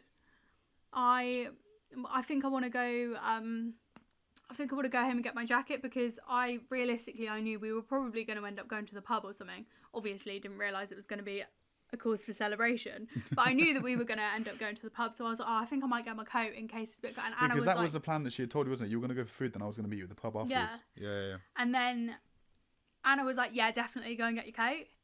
And I was like, okay. So she drove me to go and get my coat, put that on, and then she's like, right, let's go and get the gel lamp then. And I'm like, right, cool. So we're driving along. It's obviously not that far away because, like I said bench is like 5 minutes away from my house. And obviously in a car it's a bit longer. So she's driving around. Bear in mind, Anna doesn't actually know where she's going herself. So she got a bit confused. But she obviously covers that story like, oh, I don't even know where this bloody woman lives. And I'm like, right, okay. The few nights before when we were practicing the route for Anna, so she knew where she was going, she kept going, I've forgotten. She's still forgotten. I don't know which way I'm going. And then she chucks a blindfold at me because we obviously get very close to where we are. And she chucks a blindfold at me.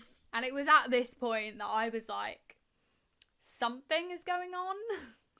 Because obviously we were just going to get a gel lamp from Facebook Marketplace. You know what I mean? Like, why have I got to wear a blindfold?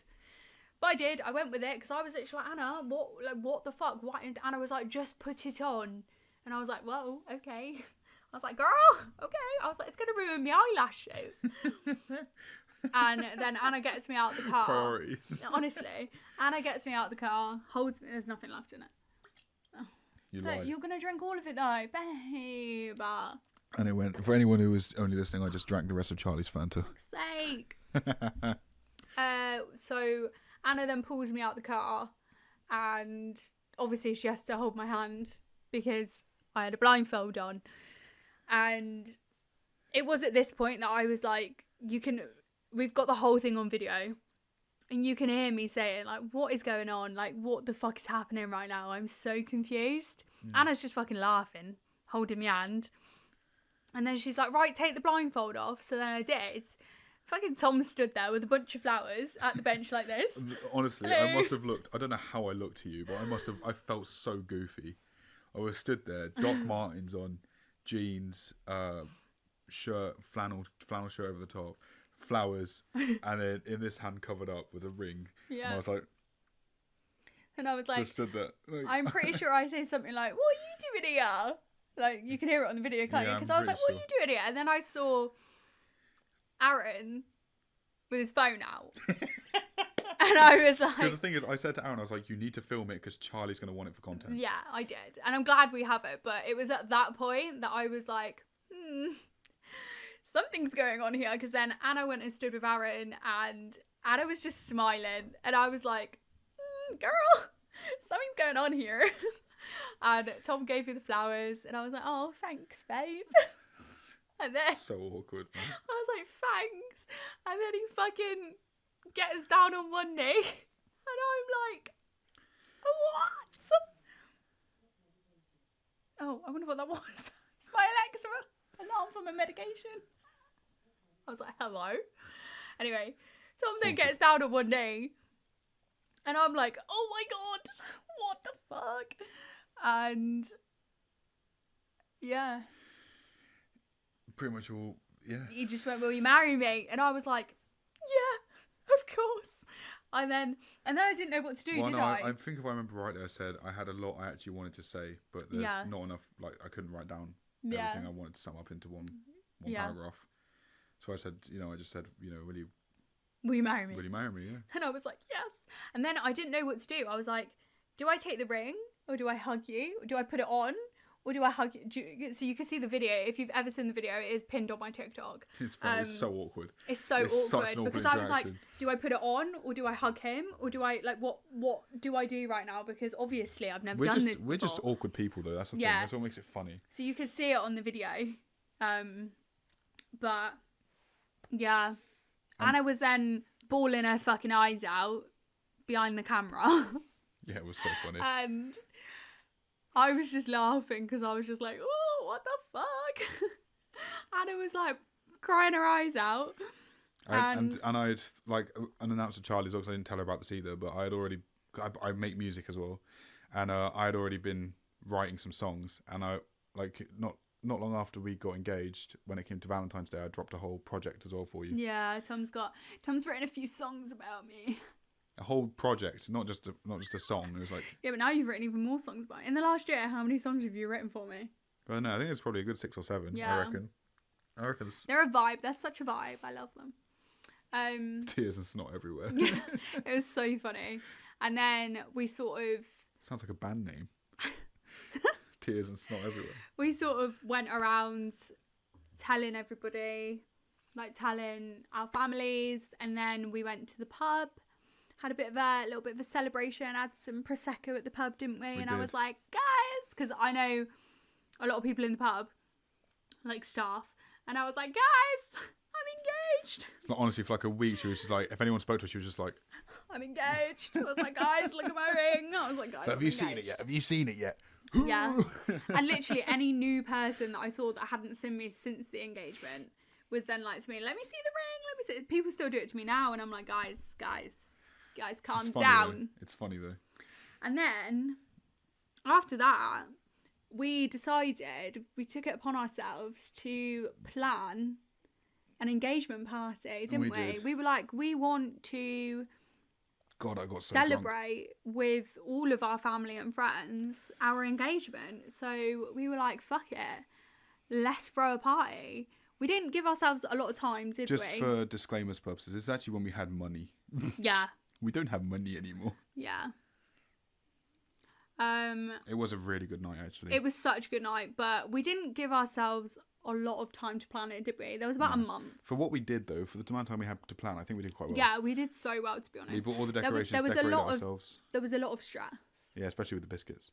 Yeah. Biscuits were stressful. We made our own biscuits. Well, we decorated the biscuits. You know the like biscuits with like white icing on the top that normally like say something on them. We decided to do them ourselves because was I paying someone over £100 for them when I could do it myself for less than that? We just ordered the parts from Temu and got on with it. Yeah, so no, I ordered the stamp from Etsy. Or Etsy, and sorry, my bad. Anna took us to M&S to go and buy the biscuits. Yeah, I remember that. We're literally walking around M&S with fucking like 6 or 7 packets of these biscuits. And then we made them in Tom's mum's house, Tom's mum's kitchen. My poor mum. She had to listen to us shouting at each other about these biscuits. Oh my God. It was stressful. I went to his after work. I never want to do that again. And we were stressing each other out basically because it didn't work. Some of them didn't work, but most of them did. And everybody said that they were really nice. So we did do a good job. Yeah, thanks M&S for making I biscuits. actually don't think I even ate one. All we did was ice them, babe. They would have tasted nicer without their icing properly. Well, yeah, no, but everybody liked them. That's what I meant. Like, everybody thought they were cute. The design was good. Yeah. Big ups to the person on Etsy who made our stamp. Yeah. But we, there was a lot of other stresses that come with it too, including my dress. Yeah, that was crazy, actually. That was mental. Oh my God, my dress. Basically, I bought this dress from Baby Boo Fashion, I think it was called, because it's such a nice dress. I was like, I'm obsessed with that. I need it. It was like white skater dress that was sparkly and it had a bow in the back. And I was like, no, that is for me. Like, I need that. So I bought it. And it wasn't cheap, I'll tell you that. It wasn't cheap. It took a while to come. It took about a week, I think. When said dress arrived at my house, it was broken. The zip was broken. Yeah, that was and I pulled the zip down to obviously try it on. So then I put it on and I'm trying to do the zip up. It won't do up. The material and it wasn't because I was too fat for it. Like my mum told me I was. I was like, no, that's not the reason. So that's not why. She was like, well, you could have got a bigger size. I was like, no, that's not the reason. It won't go up. There was too much excess material around the zip. So it was caught around, the actual zip was caught in the fabric because then it wouldn't move. And we finally got it to go down, didn't we? Yeah, there was a guy in the village we used to live in who repaired clothes, basically. He specialised in zips, I'm pretty sure, actually, funny enough. Yeah. Well, because I messaged the company about it. I emailed the company about it and they just said that they would give me a refund. And I was like, great, like that you've given me a refund, but You needed the dress. I need the dress because at this point, I didn't have time to order another dress to find another dress that I liked, order it, make sure it fit, and everything like that before the party. So I was like, I need to find someone to fix this damn dress. Yeah, exactly. Otherwise, I don't know what I'm going to do. So we did obviously find that guy, but he took a little bit of a while, didn't he? He did, to do it. Well, it was very by the skin of our teeth. We got it back in time. And we literally got it back the day before the party. And I was very nervous. Yeah. I was very nervous because I was like, what if this hasn't worked? But thankfully, I tried it on. It did fit me. And the zip worked. Yeah, and it looked beautiful on you as well. You looked stunning. It was a very nice dress. However, the bow on the back, that's a whole other situation that we had. Yeah, but we saw someone else wearing the same dress on TikTok quite recently, and they had the bow in the place that we fit it on you. Yeah, basically where the bow was, on the model, it looked higher up. Like on the back. And like on your back. But when Anna and Tom put it on me... It was on your bum. It was like on top of my bum. So it just made my bum look fucking huge. And I was like, I don't want that. Like, I don't think that looks good at all. And then I was getting stressed in the bathroom because at this point, we just spent like an hour decorating the damn hall. And so the party started at 7. I decided to go into the bathroom to get dressed at 7:15 because that's when we finished decorating. And my hair was still in my heatless curler. I still had a tracksuit on. It was busy, wasn't it? My makeup was done, but people were starting to arrive, and I was like, no, I'm not even dressed. So Anna then says to me, Charlie, you need to go to the bathroom, you need to go get dressed. We'll finish up here and like, come on. And then I call Anna into the bathroom to help me with this fucking bow. And then I'm just like, babe, it doesn't look good. It just doesn't look good at all. So I'm just stressed out to the fucking mat. And I'm like, you know what? Fuck the bow. I want a drink. Because at this point, I just wanted a fucking drink. So I was like... the way the bow went on as well. Because you would have thought they'd have like made a clip or something so the bow just clipped on. But you had to get a clothespin and a safety pin even, and try and hook it through the dress, which was already designed to be tight. Yeah. So I was scared I was gonna pierce you. Yeah. At the same time, trying to get it was fucking stressful. That bow was a bitch. It really was. But the party itself was fantastic. What did Anna say? I'm on the floor to point out. Yeah. Yeah, to be fair, yeah. Anna was also trying to do up my damn shoes as well. Yeah. Because I couldn't... Yeah, because she was doing the shoes while I was doing your bow, wasn't she? Yeah. The dress was... Like, it did fit me, but it was rather tight. I'm not going to lie. So I couldn't bend down. And the heels were quite high as well. I couldn't bend down to do my shoes up. So I said, Anna, mate, you're going to have to get on the floor and do my shoes up. And then Tom's trying to do the bow on my back because obviously at this point we have 15 minutes to get me ready. Yeah. People were starting to turn up upstairs and I'm in the bathroom just trying to fucking get ready. I've still got my heatless curler in, yeah? And I was just like, oh my God, I need a drink. So whacked my heatless curler out, chucked my hair up, chucked a bow in my hair, and I was like, somebody get me a drink. Because then I had to go and sort out the music, didn't I? Because we were borrowing my uncle's DJ equipment because he had to go to a gig that night. So he said that we could borrow it, but we obviously had to do the music. So then I'm like, oh my God, people are turning up. I haven't sorted the music out or anything like that. So I was stressed to fuck. So when I went upstairs after I was all dressed, people are turning up trying to say hello to me, and I'm like, guys, wait, I just need to go sort out the music. And I'm like, oh, I just need a fucking drink. So I'm trying to sort out the music, and then Anna comes up to me and I'm like, mate, what the fuck is going on? She's like, here you go. And she hands me a little bottle of Prosecco and a glass. I was like, thanks, babe, this is why you're my best friend. And then we had a great night. It was a really good night. Yeah. We had a great night. We have some amazing photos of that night thanks to Casper. Yeah, he did a great job. Fantastic job with that camera. And made sure that we got photos with a lot. We wouldn't have had half the amount of photos from that party if it wasn't for Casper. And they're such good quality as well. Yeah, go check out Casper's Instagram. It's K4CPER_K. And he's taken up photography. So make sure you go check him out as well. They're just... If you're ever throwing a party and want him to come and do photography for you, you should give him a message. He's awesome. really good. What did Anna say? She said, how long do those heels last, Charlie? Oh, the heels lasted approximately 20 minutes on my feet. No, I think it's a bit longer than that. I think it's like half an hour. I'll give you 40 minutes. Yeah, it may have been like, it was less than an hour, basically. They lasted less than an hour because there is a few photos. Let me put it this way. I looked at Charlie at one point, got busy talking to my family, looked back at her and she was wearing Crocs. No, I was wearing Uggs. Uggs. I was wearing my Uggs. My bad, Uggs. But she wasn't wearing heels. She was wearing heels when I first looked at her, looked away, was talking to my parents and my grandparents and stuff for a little bit, looked back, not wearing heels anymore. Yeah, they hurt my feet like fuck. They were from Shein and, you know, it was my fault from buying them from there. They were also quite high. I just don't do well in heels. I don't know why I decided to wear heels. It's just because they looked really nice with the dress.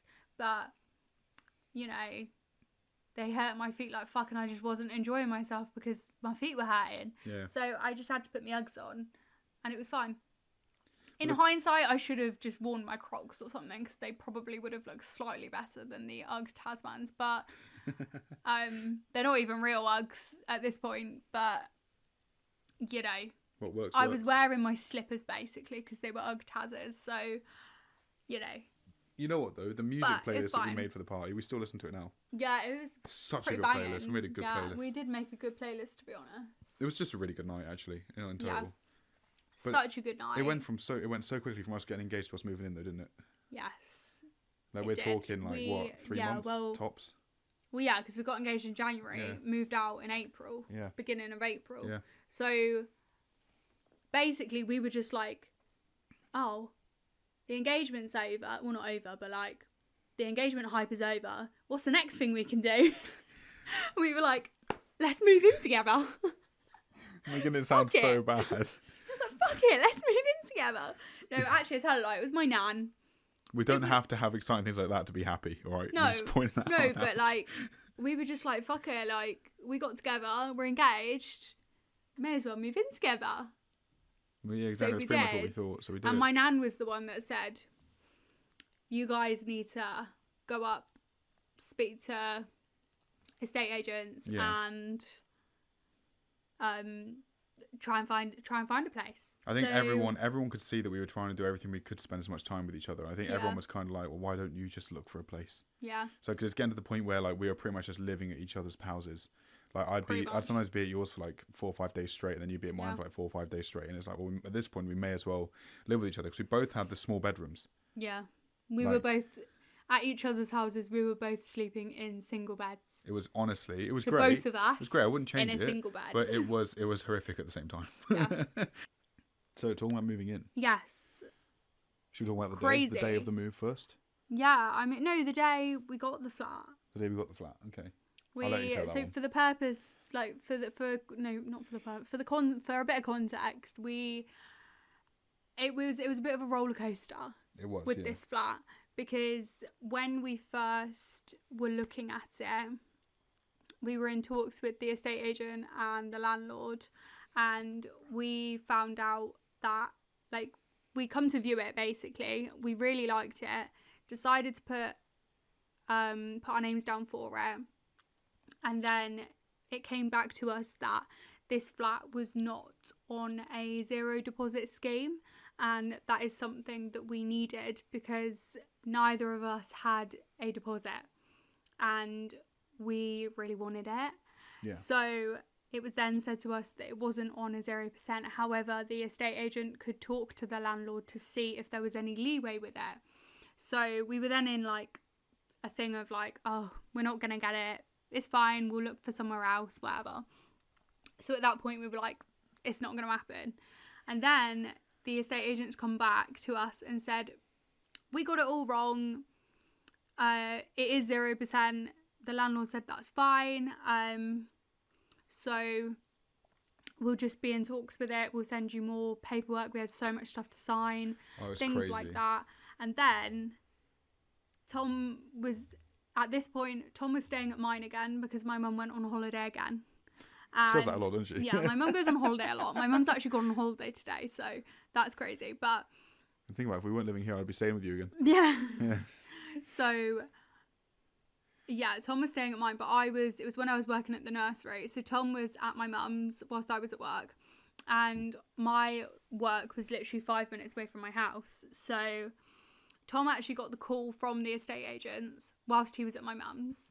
And he actually walked up to my work to meet me. And I saw him and I was like, what the fuck are you doing? Like, I'm literally going to be home in 5 minutes. Like, what are you doing here?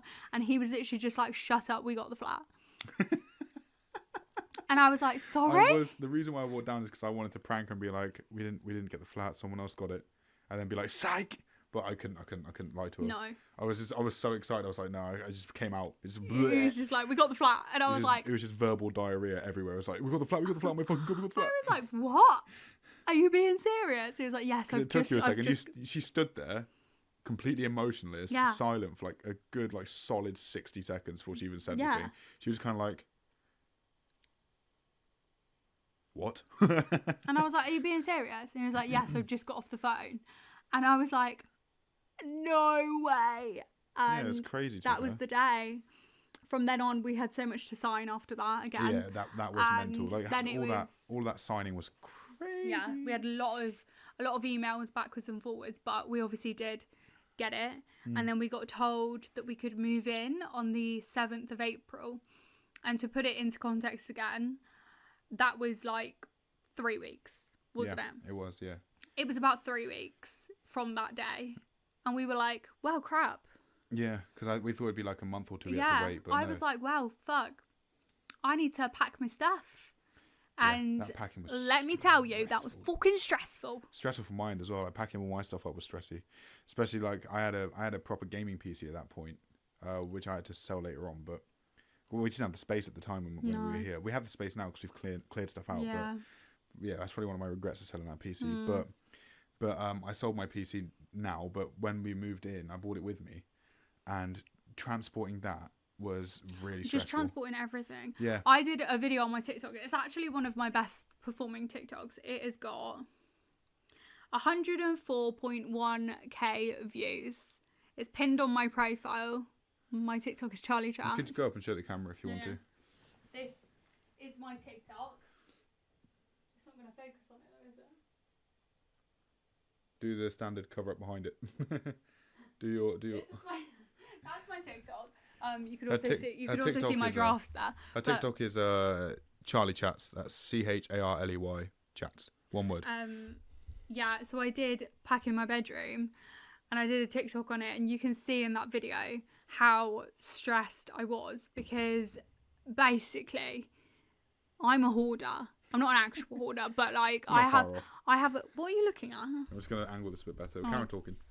I have a lot of stuff, and it was stressful trying to pack the stuff up into boxes whilst also trying to get rid of stuff and all that. And I also had a lot of my stuff dotted around my mum's house, so then my mum was trying to find stuff out as well, and because I mean, it was just crazy. If you'd had roughly the same amount of stuff that I had, I mean, I could have moved in by putting everything in my dad's car. Yeah. I could have fit all my stuff in my dad's car. But we had to rent a van. A big van as well. And make like 3 trips. Thankfully, our flat is not far away from our parents' houses. No, it's not. So we did have to make a few trips. And genuinely, the day we moved, we packed a lot of stuff into the van. Well, it's not ridiculously far away, at least, anyway. It's a bit of a drive. We come to the flat. And then we obviously went back to mine to get more of my stuff. My mum had put all of my stuff in the back garden, and it genuinely looked like a car boot sale. That's what it looked like. Like somebody had a car boot sale in our back garden, but it was just all of my belongings. I didn't say it, but it really did look like that. It was fucking crazy. Mental. And it took ages to load the van up because there was so much stuff to put in it as well. Honestly. And then I was stressed as well because we had my dressing table just fully just there. Like, we didn't take it apart or anything.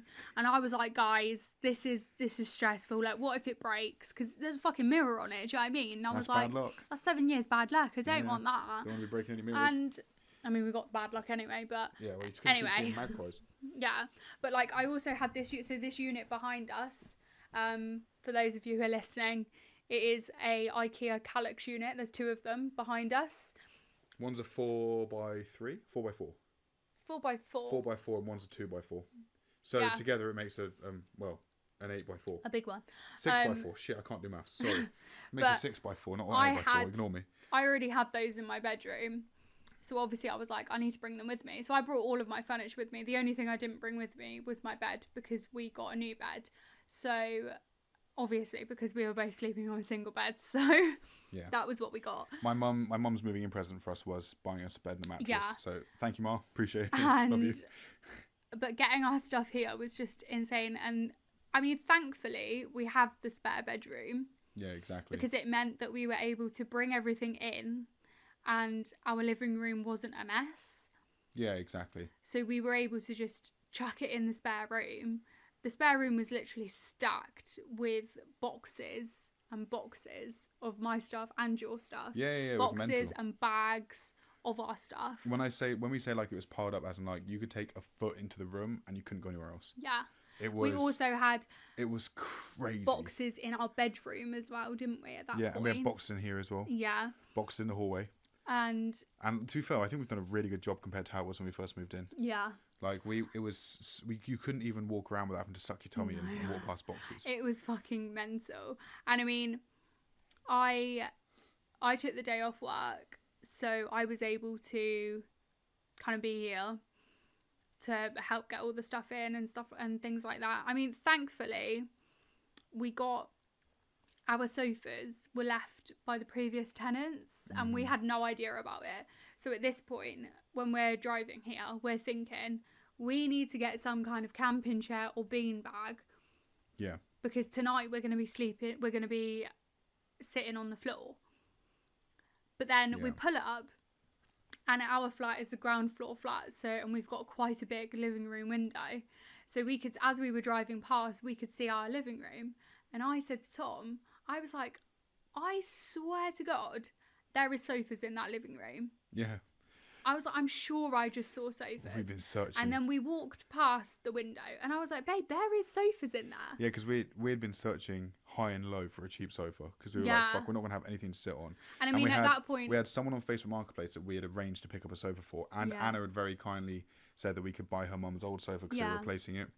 So when we got here and we saw they had sofas, we just didn't turn up for the Facebook lady. Sorry, lady on Facebook, if you're watching this.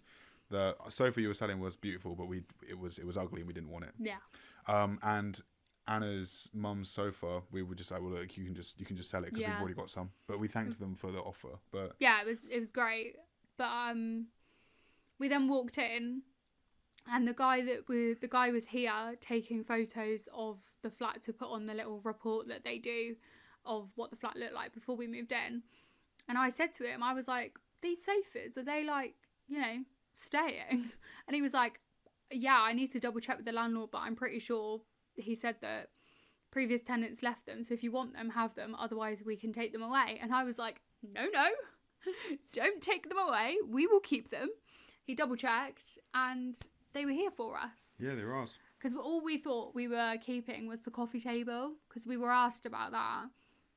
And we were like, well, yeah, we need a coffee table, so we may as well have it. And they offered to leave the old bed and mattress, and we were like, no, that's a bit weird. That's so weird. Yeah, we don't really... the bed frame I kind of get, but it was a single, wasn't it? It wasn't a double. No, I think it was a double. Was it? Yeah. If it was just, It was when we came to view the flat originally, it was battered, if I remember rightly. It wasn't. And the mattress... I just feel weird sleeping on someone else's mattress. That is odd. So and Tom's mum had already told us that she was going to get us a bed, so that was fine. But that was also funny because we weren't able, like the bed wasn't being delivered until the following day, like the day after moving day. Yeah, was exactly. it day after? Or the day after that? The bed was supposed to be delivered on the day we moved. Yeah. Like in the evening on the day we moved in. But they had contacted my mum and been like, we're not going to get out today. Yeah. So it'll come the following day. Then they emailed her they called her that day and was like, the bed ain't going to be ready. And I'm pretty sure it was like 2 or 3 days after we moved in we got it. Yeah. So we slept on a single mattress on the floor. I think me and my mum built the bed. Yeah, you did while I was at work. Yeah, while you were at work. So you came home to the bed. But we slept on a single mattress. About 3 nights. On the floor for like 3 nights. It was about 3 nights, I think. Yeah. It was quite funny actually, but that's the life of moving in, isn't it? I wouldn't change it for anything. Like, definitely not. It was part of the experience. We were really grateful because there was a lot of other stuff that we were gifted. So my mum bought us an air fryer and a kettle and a toaster. My brother bought us that as well, I think. And my nan bought us a microwave. Anna bought us plates. Anna bought us a dinner set and some Prosecco glasses and some hand towels for the bathroom. Aaron got us an Aero. Yeah. Which unfortunately did break after about 3 months of use. Yeah. The legs were a wee bit flimsy. And then other Aaron got us a Hoover. Yeah, he did. Legend. So we were really grateful because we have some amazing people around us. Yeah, exactly. That were able to gift us things to be able to move in. Exactly. And it meant that we were able to have a pretty good, like a solid time. Yeah, that's what I was looking for. Solid start as soon as we moved in, because we got all these things before we moved in. It could have been really stressful when we moved in if we didn't have this stuff, because we were literally been eating off like paper plates. And like your mum and dad took us to like Home Bargains and Dunelm and stuff because your nan paid for our first shop as well. Yeah. Remember that? Yeah. My mum bought us a bunch of stuff from Home Bargains, like just stuff that we need, like the cooking equipment and like cleaning stuff. Yeah, I mean, we did have some stuff we bought with us. So I had a knife set. Obviously, I work in kitchen, so I had a knife set, which I bought when I moved into my own flat when I lived away from Oxford for a little bit. That's again story for a different stream. But I had my own knife set from when I lived there, so I bought that here with me. Yeah. Obviously, like we both had a Nintendo Switch. You had yours for reasons. Again, different stream. I had mine because I'm a nerd and I play a lot of games, so I had a Switch. So we both moved in, being able to play games and stuff with each other, so we weren't bored. Yeah, so that was good. Because I think if we'd come in, and we had a projector in my bedroom. Yeah, so I bought one of those knockoff projectors off of like Temu.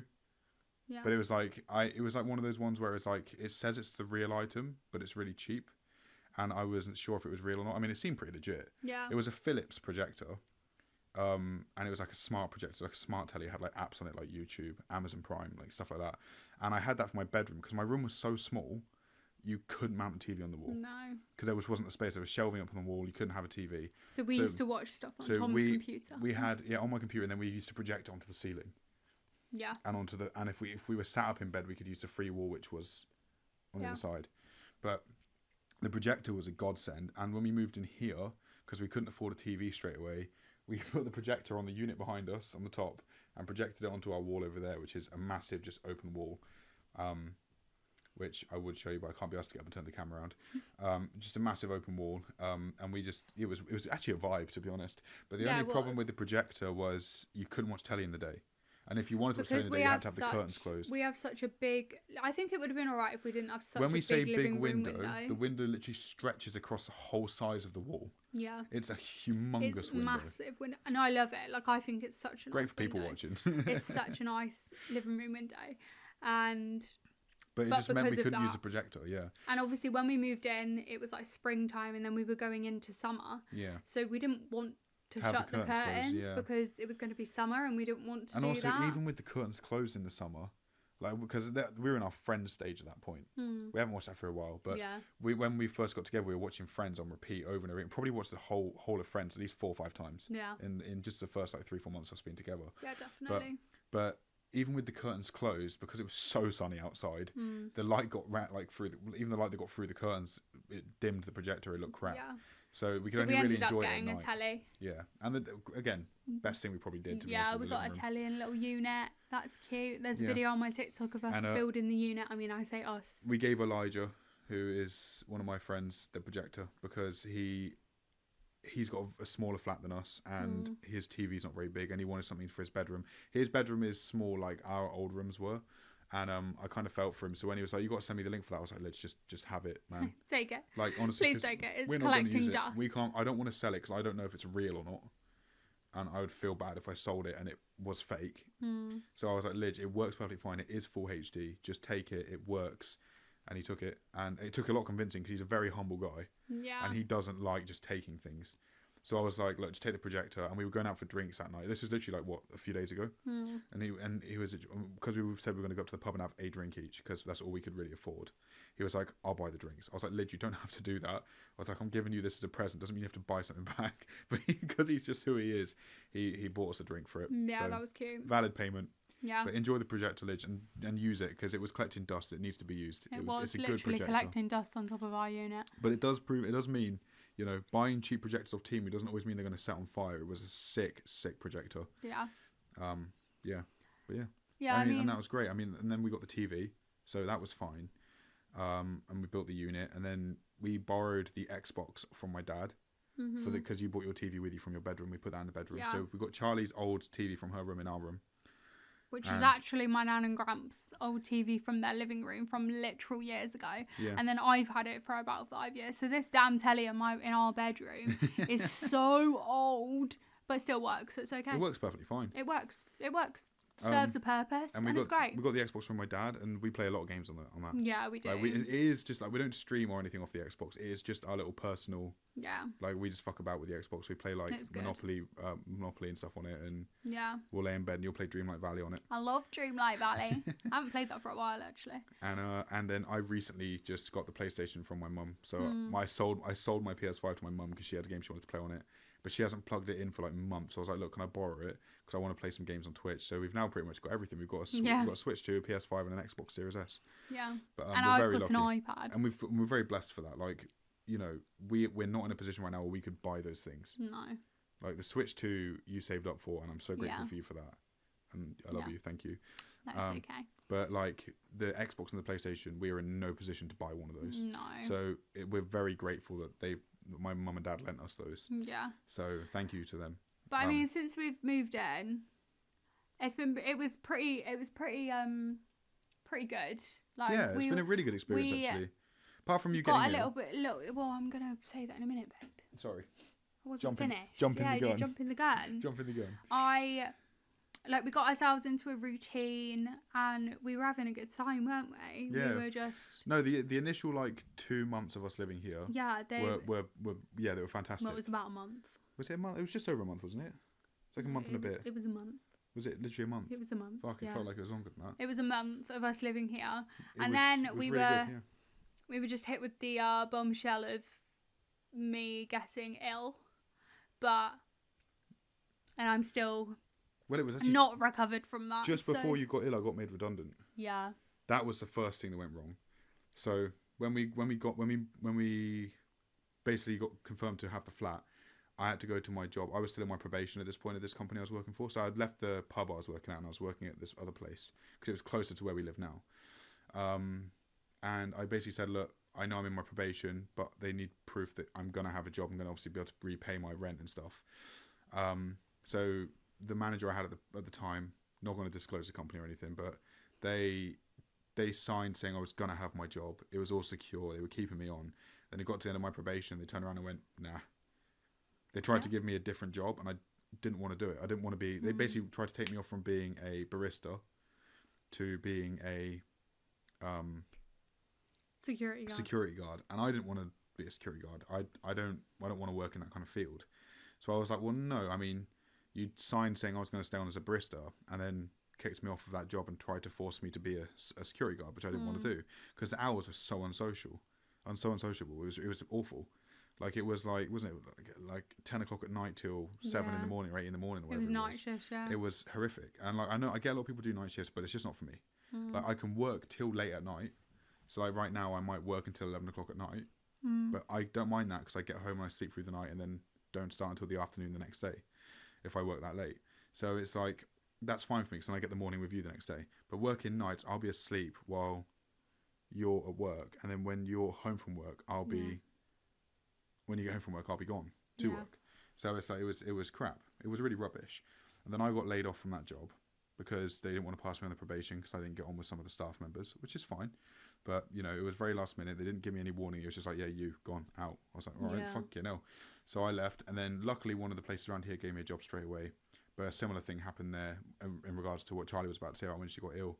And I had to leave that place because they weren't very happy with the fact that I was looking after you, which I think is a bit... a bit crap from them, but Yeah. it is what it is. And then we're at where we are now, pretty much. I got the job at the care home for a little bit, where I worked in care. How did we end up talking about your work life? Oh, because that was the first thing that went wrong. Well, yeah, but... It was. But now I'm at where I'm at now, and I'm a chef Yeah. again, working in a pub, and it's great.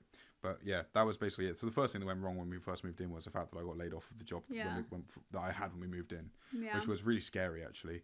Because we were looking at it like, fuck, like we'll be living off Charlie's paycheck for a few weeks till I get another job. And I worked in childcare, and we all know that childcare is shit wage. It is, even though you love it, but the money isn't I do great. love it, but but then obviously I then got ill, but I'm still not recovered from that. But that is a whole another podcast episode, to be honest. It is not something I want to go into now. But that has kind of threw a bit of a spanner in the works, and it's sort of been downhill from there, really. Well, it's been bumpy. I wouldn't say it's been downhill. No, it's not been completely downhill. It's been very bumpy. Some things have made it a lot worse, but then some things have made it better. Yeah. You know? And there's been a lot of bumps in the road, but we've got through it, and we will continue to get through it because we are still going through it right now. Yeah. But we will get through it because we always do. And Charlie's motto of everything happens for a reason. Yes. Must be true. So. Yeah. I think, what are you doing? Trying to work. Oh, there we go. Just checking. Yeah, I mean, yeah, that brings us to where we are now, and we're just living our lives. And day-to-day life right now is just living our lives in our little flat and trying to get by. We're literally scraping by the skin of our teeth at the moment. That's the honest truth. Yeah. But we're happy as a couple. We're happy. Yeah. And we're doing it together. That's what this is about. Exactly. That's what this whole episode is about. That's my point. Like, if it wasn't for us being here together and we were doing this separately, it'd be a lot worse. Yeah, it would definitely. The fact that we have each other is what makes this even a viable option. And like, we haven't just gone, fuck it, we'll ditch the flat and move out. Yeah. Because right now is really tight. I mean, if it wasn't for all of this happening, I wouldn't have the job I have now, which pays very well. So I'm very lucky in that respect. Yeah. But everything happens for a reason. Doesn't quite pay enough for us to live comfortably while Charlie's able to not work. Yeah. Which is a frustrating thing. So, you know. Yeah. But we're not talking about that. So. No, we're not. But yeah. You know, we are going through it a little bit, but doing it together makes it easier. Yeah, exactly. And I think that's the whole point. That's why it's crazy that it's been a whole year. Yeah. Because we've just been talking for how long? 2 hours and 14 minutes with a 5-minute break. 2 hours and 14 minutes about the last year of our lives. Pretty much. A lot has happened. There's a lot. Basically, a lot has happened. And that's just the stuff that includes both of us. Yeah. Exactly. That's what I mean. And, you know, it's been a crazy year. It has ups and downs. And, yeah, definitely. But, I mean... It's been the best year of my life so far. Well, yeah, I wouldn't have it any other way, to be honest. No, it's been the best year of my life so far. I'm very grateful that it happened. Very grateful that we are together and we're here and we're living in this flat together. And I can't wait to see what the next year has in store for us. I hope it's good because we've had our fair share of bad shit. I think it's slowly getting better now. I hope that it only goes up from here. And I'm pretty confident it will. Yeah, so that's it really. Yeah. That's the whole year. It has been an epic year as well as being a crap year. Yeah, it's been both, to be honest. The start of the year was fantastic and the end of it hasn't been great. But we're not at the end of the year yet. You can't let the negatives overwrite the positives. No. And that's the important thing you've got to remember when going through something like this. Yeah, definitely. Because the positives will always stick in your mind longer than the negatives will. If you prioritise them. Yeah. You know? And that was us. That was Tom and Charlie in a year. That is literally our story. That is our love story. That is our love story. And I mean, I suppose... How rude. The real question is, what a lot of people have been asking us is, when are we getting married? And the answer to that is, I don't know. Well, we have a date we have plans. We obviously, with everything that's currently going on, it has put a stop to wedding planning, as we did begin to do it, didn't we? Yeah, it's not quite put a spanner in the works, but it's wedged one right in the fucking middle. Yeah. And it's made things a little bit difficult, so we have kind of taken a pause on that. However, we're hoping we should 2 years from now back to it. We're hoping in 2 years. That is our goal. And we should get back to it, and you will all be the first people to know when we've started planning it again, so you worry. Apart from our family, of course. You'll be the second people to know. Well, yeah, obviously. But I definitely want to do a series on my TikTok on wedding planning. Yeah. I feel like that'll be a whole nother podcast episode. Will be definitely. Wedding planning and everything like that. But we should do that episode after we're married. Oh, yeah. Yeah, I feel like we should. Otherwise we're going to ruin too much of it. Yeah, of course. Because if we're going to get a videographer down, a content creator down to film for us, we should reveal the video of the wedding and then talk about how we got there. Yeah, that is something we have 100% decided. We want a content creator at the wedding because we are both content creators and would like a lot of content made on the day, because obviously neither of us are going to be able to make content on the day, so we need to hire somebody else to do it. Exactly that. So that is what we're going to do. We have sorted some stuff. Well, not sorted. We have thought of some stuff that we want, like the colour scheme and like our bridal party, the groom's party, and what else, like stuff like that. And I've like looked at dresses and stuff like that, but we've chosen most of our music selection as well. Yeah, we've done very like simple things. I mean, the biggest thing that we need to do is decide on the venue and decide on our budget. We haven't done either of those things yet, so that is definitely the next thing on our list. We've got a good idea for the budget, to be fair. Yeah, we have. It's just what the budget goes on. Yeah, we've just got to figure out. That's what I mean, figure out the budget. Like, we know the budget, but we need to figure out what's going on. What each thing is going to be within the budget. So that's fun. Just wanted to briefly mention that at the end of this, because obviously everybody does ask us. Yeah, you know, we are engaged, and because in January it will be a year, people are probably gonna start asking us again. Well, yeah, exactly. So, in answer to everybody's questions, we will. But it's just gonna take time. We've got other things we need to prioritise first. Yeah, there is definitely other things. So, yeah, that's it really, isn't it? That's us. That's Tom and Charlie. Sorry, I've got a really itchy fucking back. I've like literally got such an itch and I can't get it. When we finish this, you're gonna have to itch it for me because I can't do it. I can't get it. Go rub your back on a door like a bear. No, you can do it for me in a minute. Please. Please. Please. Please. Sound like the devil. You know that? No, when you edit this. I'm so sorry for anyone that's like that. when you edit this, can you put the devil emoji? Yeah.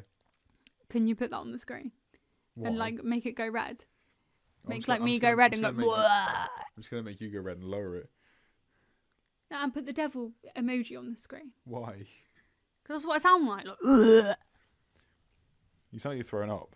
No, I'm joking. No, well, I'm not joking. No, I am joking. I'm not actually, obviously. I'm so sorry. Anyway, I'm becoming delirious and I need to go to bed. I need to take my makeup off. I need to edit some content and all that, because we have, in fact, been talking for almost 2.5 hours. That is insane. And it's about average for a podcast, to be fair. I know. Which is crazy, really, yeah. But we'll edit it down. That is us. For anyone who's watched this live on Twitch, it does get streamed every Monday at about 5 p.m. We were late today at 6:30. We were very late today. But it'll be between 5 and 7. That is because Tom was editing. I was editing a YouTube video. We were out and I was trying on my clothes from Halara. So it'll get streamed every Monday at 5 p.m. And you good? No, I need to stretch. And it will come out as a video and on other platforms on Wednesdays. I'm not going to set a exact time for when it comes out on YouTube and stuff, because it will just come out in the day on Wednesday. At some point. But thank you to everyone who took part in the. Thanks to you. Oh my God, fucking hell! Let me try. Are you again. All right? Thank you to everyone who commented in the chat during the stream. Yeah. And thank you everyone who swung by to say hello. We really appreciate it. And we'll see you all in the next episode of the podcast. Follow me on TikTok, please. And yeah, it's CharleyChats. If you wouldn't mind giving us a follow on this Twitch account as well. This is my Twitch account, but we're going to be doing the podcast on it. But if you wouldn't mind giving us a follow on here, then you won't miss when we go live next for the next episode of the podcast. So please do. It would be really appreciated by both of us. And yeah, go follow Charley on TikTok. It's CharleyChats. That's Charley with an L-E-Y, not an L-I-E. And if you could give me a follow on TikTok as well, Majora Subject, same as the Twitch account. I would also really appreciate it. But thank you so much for everyone who swung by. We really appreciate all the time you've given to us today. Sorry. Bye.